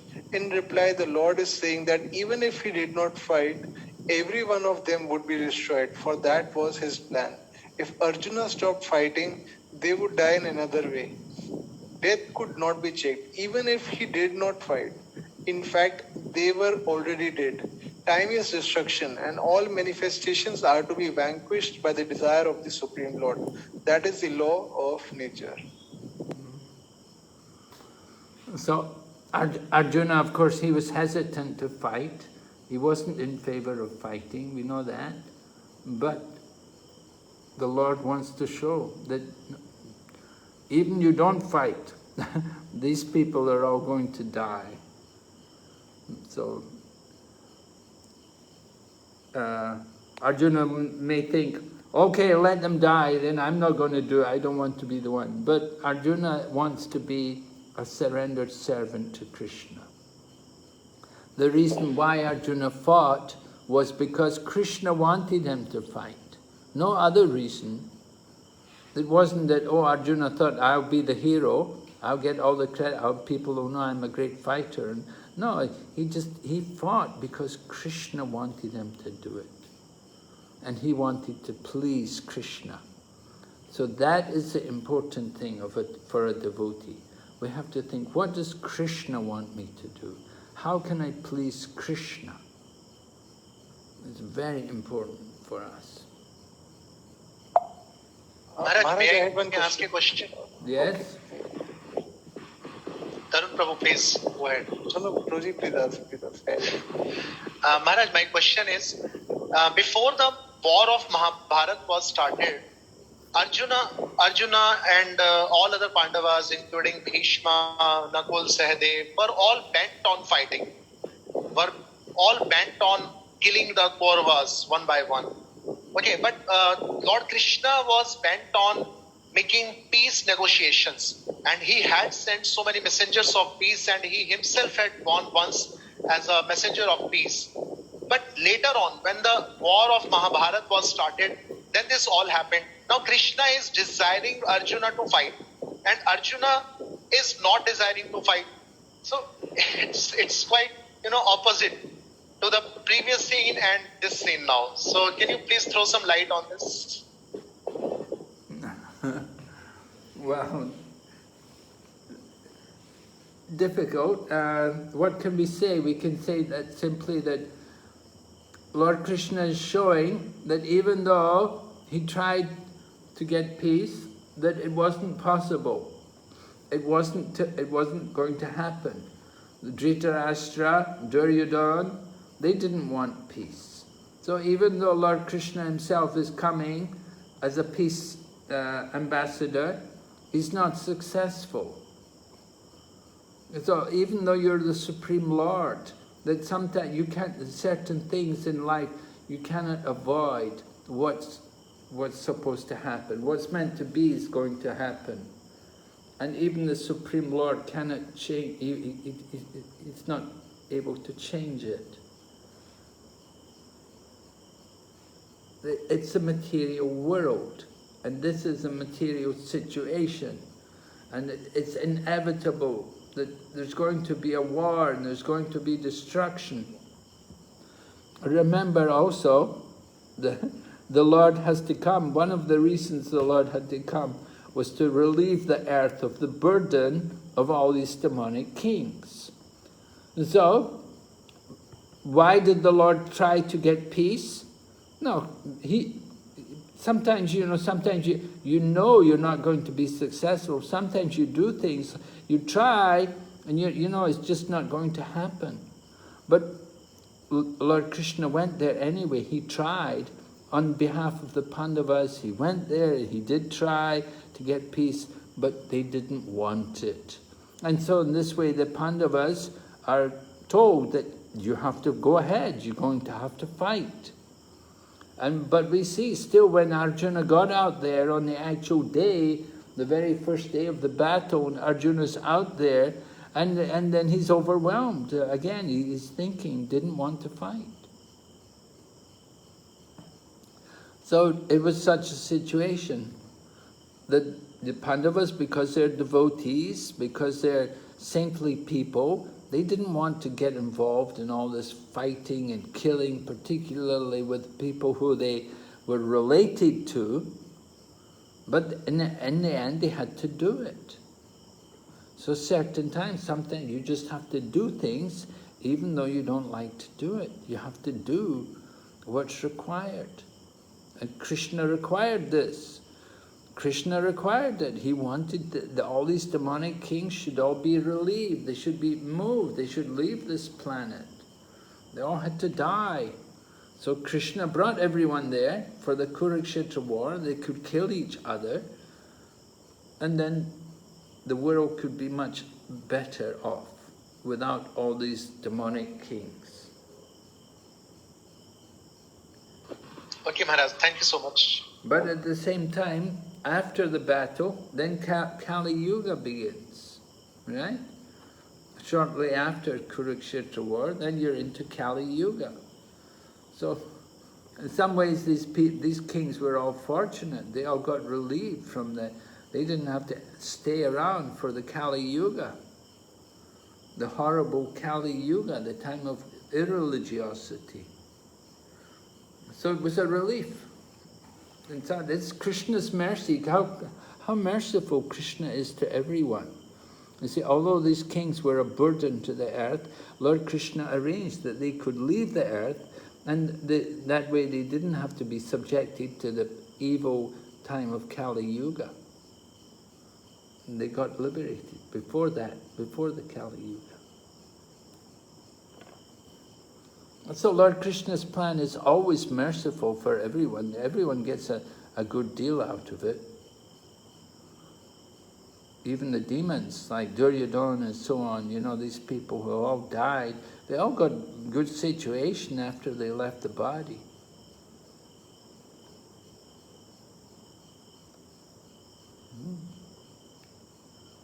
So nobody should complain, oh, Krishna's plan, Krishna's not good to me, Krishna's not merciful to me. I don't know, Krishna's not caring about me. Sometimes we think like that. No, Krishna is kind to everyone. He cares about everyone. And we just have to just be patient and wait to see Krishna's plan. Okay? We'll go ahead. Take Hare Krishna Maharaj ji. Thank you very much. Hare Krishna Maharaj. Yes? Hare Krishna Maharaj. Maharaj, may I ask a small question, Maharaj? Yes, sir. So while you said that Krishna was favorable to everybody, so even the demons got liberation. So Maharaj, I heard in a lecture that this Sayujya or liberation merging into the Supreme Brahm is worse than even hell. So the soul is idle there, and it's a hellish situation for the soul. For devotees, it's a hellish situation, but not for everyone. For the impersonalists, that's their goal. They consider, and there is some happiness there. I mean, there's not a lot. There's not the happiness there. It's not equal to the happiness of pure devotional service. It's very insignificant to the happiness of pure devotional service. But there is some happiness there in the Brahman. Just achieving the Brahman, there is some happiness there, and there's no suffering. There's absolutely no suffering there. Yes, ma'am. Of course, you can say, oh, this is hellish. Yeah, for devotees it's hellish, but for other people, others, they don't find it so bad. They're quite attracted to it. They're quite happy. They're thinking, no, one with the Brahman, go free of birth and death, no more birth and death, out of the wheel of samsara. It's a big thing, it's not a small thing to achieve that kind of position, to get out of the wheel of birth and death and to enter into even though it's the impersonal Brahmajyoti, but to get that far, it's not very common. So these people are certainly blessed. Common people, they just simply take birth in the 84 lakh species of life. Yes, ma'am. But fortunate souls, Manusyanam Sahasreshu Kaschid Yatati Siddhi. Right? Out of thousands among men, hardly one is endeavoring for perfection. And that perfection, that is that's a Brahman, the impersonal Brahman. So it's the level of perfection. And from there, they can be fortunate. They can be liberated. It is possible that from the Brahman, they can be elevated. They can become devotees if they're attracted by the Sankirtan. Because sometimes the Sankirtan devotees go around and sometimes they're passing through the Brahmajyoti, and when they pass through the Brahmajyoti, then some soul may be there in the Brahmajyoti, he may be attracted by the sound of the kirtan, and he may be drawn into the association of devotees and give up impersonalism. So that's very nice. Thank you, Maharaj. So there was another small question, if you permit. Yeah. Maharaj, Bhishma Pitama is one of the Mahajans, and as you said, when all these were punished for being silent at the time of Draupadi's incident. So Maharaj, even for Kshatriya's dharma, he has to come to the protection of the cow, women, brahmana, old people and children. So how do we understand, Maharaj? We have to follow the Mahajanas, and Bhishma Pitama being the Mahajana stayed silent. He did not follow his Swadharma. Yes, right. Well, sometimes it's said that Bhishma at that time, somehow he'd eaten some contaminated food and it had affected his consciousness, and that's why he did not react. Okay. So that's one explanation I heard from it. I never actually heard it saw it in text, but I did hear that from another devotee, that he told me that Bhishma had eaten some contaminated food and that affected his mind, and because of that that's why he didn't take any action and do anything to protect Draupadi. This is a question when I sometimes feel answerless when I try to preach people. So this and Maharaj did that gambling, and so he was also Dharmaraj. So gambling being done by Dharmaraj, and even wife being put on stake. So how can we follow Dharmaraj even in that sense, Maharaj? So some people ask when we say Yudhishthira was Dharmaraj, so normally people do not consider this Dharma and even that Mahajan point, yeah. So I sometimes feel paralyzed out of your Maharaj. Well, we could say one reason is because they were Kshatriyas and they're duty bound. When they're challenged, they have to accept the challenge. This is because it wasn't Kali Yuga, and they were following Varnashram, and they were in the role of Kshatriyas, and when the Kshatriya is challenged, he has to accept that challenge. So they were challenged to the game of dice, and they had no choice but to accept the challenge. Of course, it was a crooked game of dice. It wasn't a fair game of dice. It was crooked, but they had to deal with the challenge. They just can't refuse. It's the honor of the Kshatriya that he cannot refuse any challenge. Even though he knows he's going to lose, he will still accept the challenge. Just like even some... Wow. Even, sorry. Well, I was thinking that sometimes even we see, devotees, although we don't practice Varnashram, that sometimes you get challenged, you get challenged. I remember sometimes you'd see people at the bank of the Ganga and they challenge each other to a wrestling match, and people, they get involved, they go into this and they wrestle each other, and, they're actually not enemies or anything, but still there's some challenge there. So if you don't accept the challenge, they think, oh, you coward, it's not good for your ego. People will look down on you and so on. And so it's only proper that the Pandavas, when they were challenged to take part in a gambling match, they had to do it. That's right. So putting wife on stake, I was asking, how is that dharma being done by Dharmaraj? Yes, well, that was the unfortunate circumstance, that they had nothing else. They had nothing else to live, but still their challenge was there. They were challenged, and they had nothing else to wager. So they lost everything else, and so they had to also again accept the challenge. They didn't like it, certainly didn't like it, but they just couldn't refuse. It was just not the culture for the Kshatriyas. Of course, it was very exceptional. You could also say this is actually the plan of the Lord, because the Lord wants to bring out the glory of his devotee. And by that gambling match, and by the attempt to disrobe Draupadi, it showed her actual glory as a great devotee. It's that pastime which brings her out, that she's such an amazing devotee, that she has so much faith in the Lord.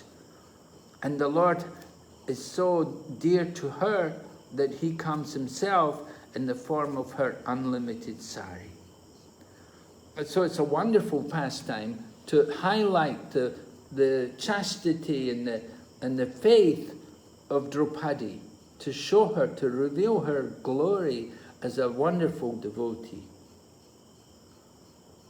You could say it's Krishna's plan, you know. He wants to, just like Arjuna is glorified for being a great fighter and the hero of Kurukshetra war, so Draupadi is also glorified for her wonderful chastity, her faith in the Lord, how much devotion she had for him. That even though her husbands couldn't save her, she could call out the name of the Lord. Right? When they tried to disrobe her, she called for the Lord, and the Lord came. It's gone. Thank you, Nara. Okay. Thank you very much. And there is one thing in regard to this same question. Yeah. That, once you have been asked for a gambling match and you're gambling, it doesn't mean that person has to, get up only after losing everything, isn't it? He can, after some point of time, after one or two, stakes, he can then quit the gambling match. Well, yeah, but then, you quit. You're a coward. Why? You quit. It's a stain on the character. You're supposed to be Kshatriya. Kshatriya dies on the battlefield, right? He goes out in the war. He knows, he's going to die in the battlefield, but he goes out there and fights. He doesn't think, oh, I don't want to die. I'm not going to go and fight. No, he's happy to go out there, and he will die going forward. He's not going to run away. Well, I might get killed, let me run away. No. The glory is to die going forward. The Kshatriya has to die going forward. If he dies retreating, that's terrible. That's a disgrace. You can read about Vritasura. Vritasura was leading the demons in the battle against the demigods and Indra. And the demons were running away because Indra was so powerful. Indra was defeating all the demons, and they were running away. But Vritasura chastised them and said, what is this? You can't do it. Why are you running away? This is not the proper behavior. You should die going forward. So similarly, you're challenged. Sometimes you have to accept these challenges. The Kshatriya, the mood of the Kshatriya is like that. And just like when Bhima was going to collect flowers, they told him, oh, this lake, you can't take any lotuses from here. This lake is all the property of some yaksha. But Bhima said, I'm a Kshatriya, I don't beg from anyone. If I want something, I take it. I don't beg from anyone. And so that's the mood of the Kshatriya, the Kshatriya mood. And you get, when they're challenged, they have to accept that. They just can't put it off. No way to avoid it. And you can see Lord Balaram playing chess with Rukmini's brother, Rukma, is it? Rukmi or Rukma? Rukmi, okay. And so they were playing chess. And the wager got bigger and bigger. And they came to 10 million gold coins. And they're both playing, you know, the stakes were so high. But they didn't say, no, oh no, I'm not going to play. No, they kept playing. They won't quit, because that would be very bad. That would be shameful. You have to go through, even you lose, but to die on the battlefield, that is glorious. Right? Two deaths are glorious. One death is to die in samadhi, and the other death is to die on the battlefield. So, the Kshatriyas, they want that glorious death. Maharaj, could you please throw some more light on the death in samadhi? Well, some people have that ability. They sit in samadhi and they can take the soul out of the body. Drive the soul up, out the top of the head. Right? That's mystic yogi. Mystic yogi departs from the body in that way. You take the soul out through the top of the head, and the soul will leave and enter into the spiritual world.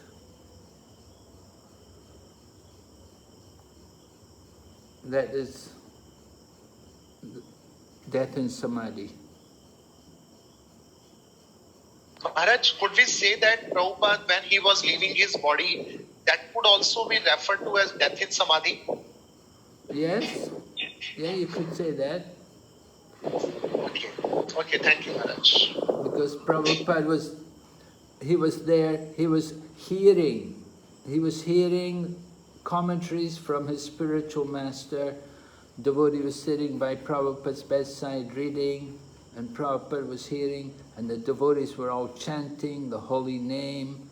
And so definitely Prabhupada was very much in samadhi when he departed. They had the deities' garlands around his neck, and the room was full with devotees chanting, and a devotee reading the purports, reading commentaries, and the pictures of the deities in front of Prabhupada. And so, yeah, that's samadhi. Okay, Maharaj, thank you so much. Maharaj, I have heard like for devotees there is not like the yogi do. Yogis do. They leave their bodies in Brahmurata or noon or in the Brahmurata. But for a devotee, if Kirtan is going on, as like Prabhupada left his body in evening around 7. So is it right, Maharaj? For devotee, I am not able to recall the complete sentence, but it's like it's not this for the devotees. Devotees can leave their bodies at any time. That is their. Yes, you're right. Yes, we're practicing Bhakti Yoga.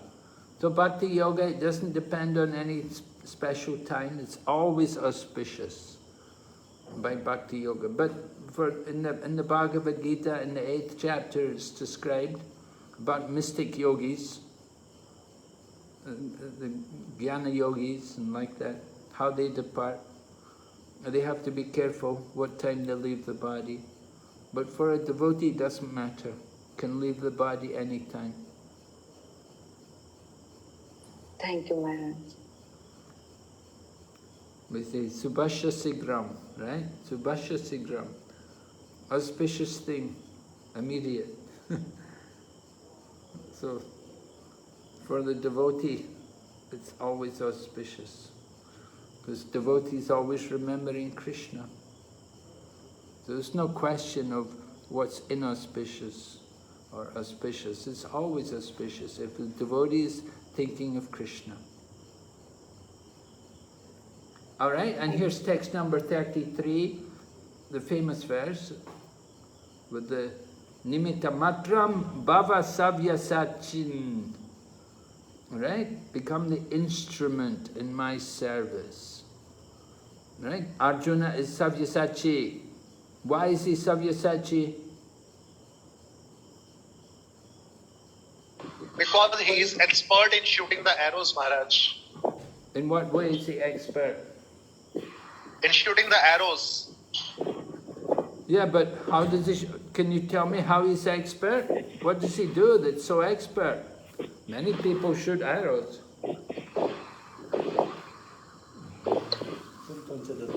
Hey. Sorry, Maharaj. Maharaj, can we relate the Draupadi's Swayamvar here, and when Dronacharya saw him shooting arrows in the night, and he was amazed that at such a young age he can do all of this? Yes, right, that's one thing. Could shoot arrows in the dark, right? And then Maharaj, the one incident which was Draupadi's Swayamvar, where he saw the reflection of the fish in the water and shoot it straight in the eye. Right, yes, the fish, right? Yes, shoot Maharaj, the yes. eye of the fish, he had to shoot through the wheel. Fire an arrow Yes, through a rotating wheel to pierce the eye of the fish. And Arjuna was also, he could fire arrows with the left hand or with the right hand. He was Both hands, Maharaj. ambidextrous, yes. Both hands. Both hands, right. So, this way he's really expert. He's really Savyasachin. Yeah, it said Dasarath, Maharaj Dasarath, he was also an archer. He could fire arrows in the dark, but he got a problem. One time he was in the forest and he heard the sound and he thought it was a deer, and he fired an arrow and then he heard a human voice. He'd actually pierced the body of a young man who had gone to fetch water for his elderly parents. And so Maharaj Dasarath had fired an arrow thinking it was the sound of an animal getting water. And he didn't see it was actually a human because of maybe it's the trees or the dark or whatever. But Maharaj Dasarath had done this, and he had to then go and tell the young man's parents that he'd killed their son. And the couple were elderly. They were elderly and invalid. And so they told Maharaj Dasarath that your sin is great, that you've killed our only son. He was taking care of us. And so the elderly couple, they gave up their bodies, but before they gave up their body, they told Maharaj Dasarath, they said, as we have to die without our son, you will also have to die without the presence of your son. So that's what happened to Maharaj Dasarath. So being an expert archer can be a problem sometimes. You have to be very careful. But anyway, Arjuna, he was expert, and he's encouraged. Use your skill in the service of Krishna, right? Whatever you can do, you may not be able to fire arrows, but whatever you do, do it for Krishna. That's important.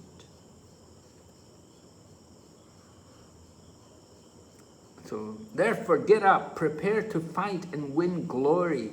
Conquer your enemies and enjoy a flourishing kingdom. They are already put to death by my arrangement. And you, O Sabyasachi, can be but an instrument in the fight.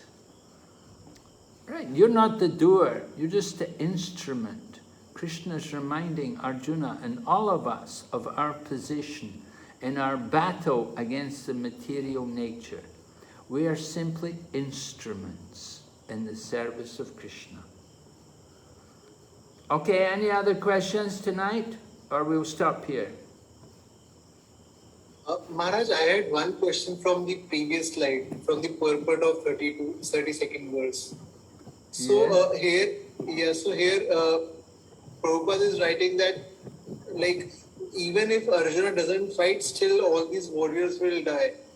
So I was just thinking, like, even if in our family, if someone has got some deadly disease, So it's a duty to try to protect them, to try to see that, because everyone wants like the biggest fear, and everyone is working so that he can delay his death. So even Arjuna was, what I feel, that thinking same, that why should I become the cause of a mishappening.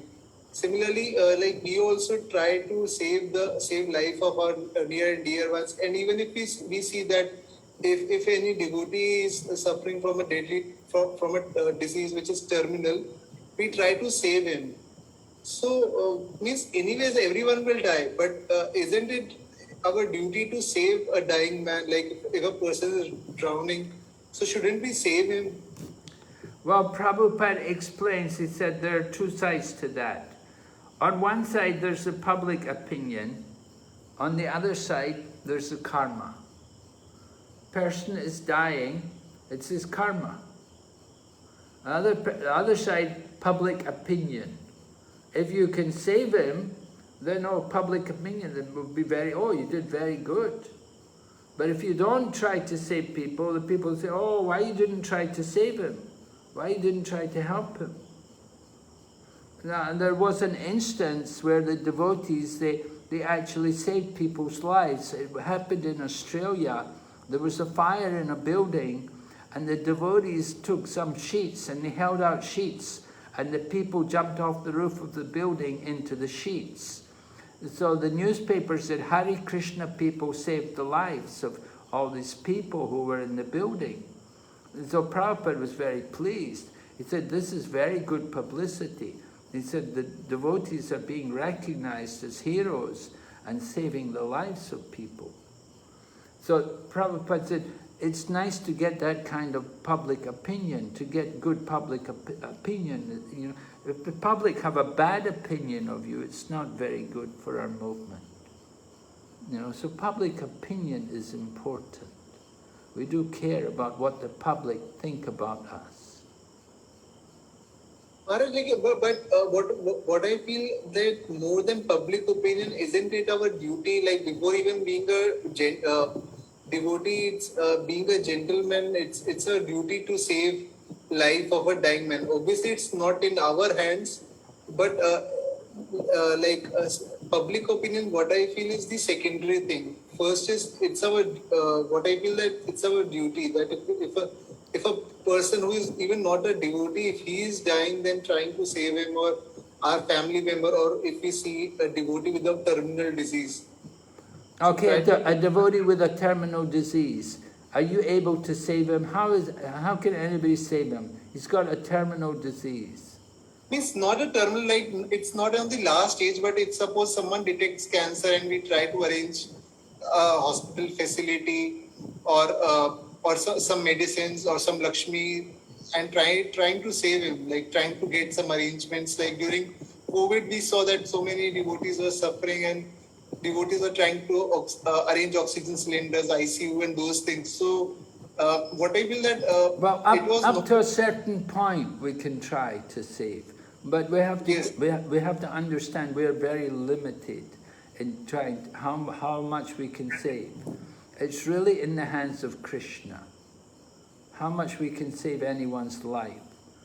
And, you know, I had there was one devotee who I was working with quite a lot. I was very close to him, and he got throat cancer.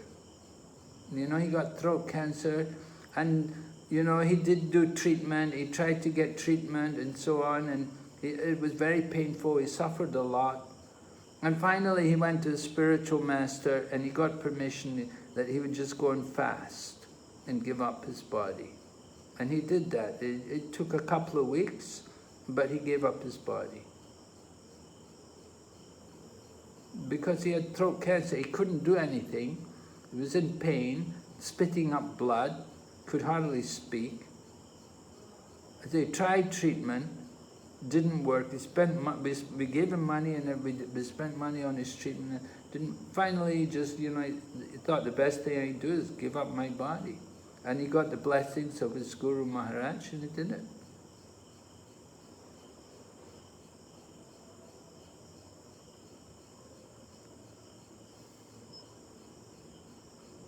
So yeah, not everybody wants to do like that, but, you know, what can you say, you know? I mean, you're in pain, you're suffering from cancer, how long can we drag on with the body? So we have to understand our position, you know, we're simply puppets in the hands of the Supreme Lord. The doctors, are they going to save us? You know, I've seen people go to doctors and they go through surgeries and so much surgery, but, you know, it's so, you know, I don't really like, Prabhupada also used to say, he used to tell the devotees, he said, don't give me to the doctors. He told that. I remember him saying, he said, don't give me to the doctors. Prabhupada knew he was in elderly age. He knew he was going to give up the body sometime. He didn't want to die in the hands of doctors. He said, simply they would do tests. Tubes, so many tubes and things and this and that, you know, and needles and stuff. But they can't really cure. So the real medicine is the holy name.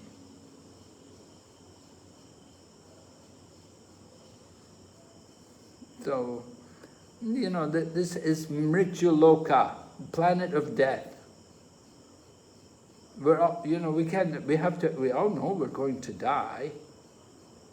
Krishna said, Jatasya dhruvam mrityu dhruvam janma mritasyat. One who has taken birth has to die. You're going to run to the doctors to save you, to keep you alive? You spend so much money, 1 lakh a day in the ICU. You know, is it worth it? I don't know, I'd rather give the money to Krishna than give it to the hospitals.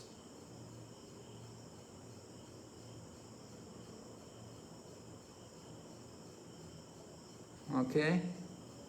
What do you think? Yes, Maharaj. Maharaj means like what I wanted to say, what my point was that as Arjuna is telling, like as Prabhupada is writing that anyways they will die, so Arjuna should just become the Nimitta Matra. So my point is that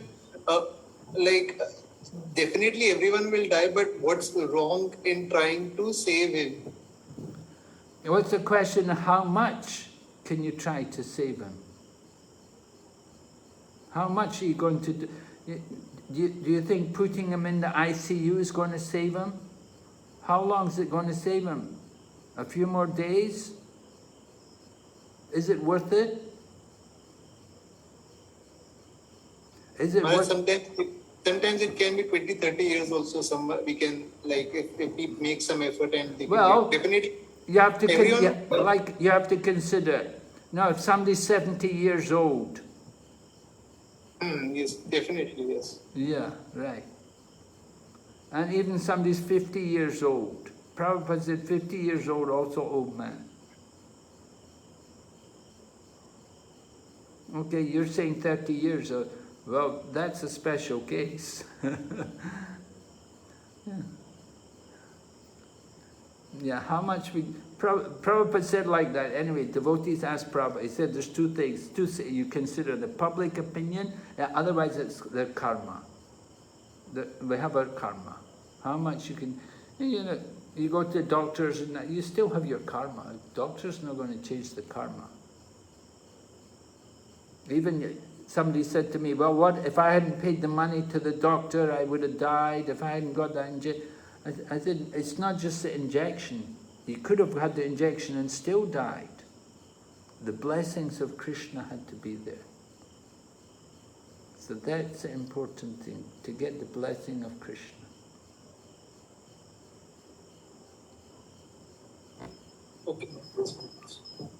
Okay. Maharaj, can I say one thing? Yeah, in the same, thank you, Maharaj. In the same incidents, what I have heard, like a man was drowning and there was a devotee who would save him. But I please beg forgiveness if I'm wrong. Please correct me. Prabhupada, yes, for preaching purpose, for getting this is good to save. Otherwise, that person, if we are gonna save a karmi person, a materialistic person, after getting, because that would be his or her new life. And after, whatever karma he or she will make, that will come to us also. Is it true, Maharaj? Yes, it's true.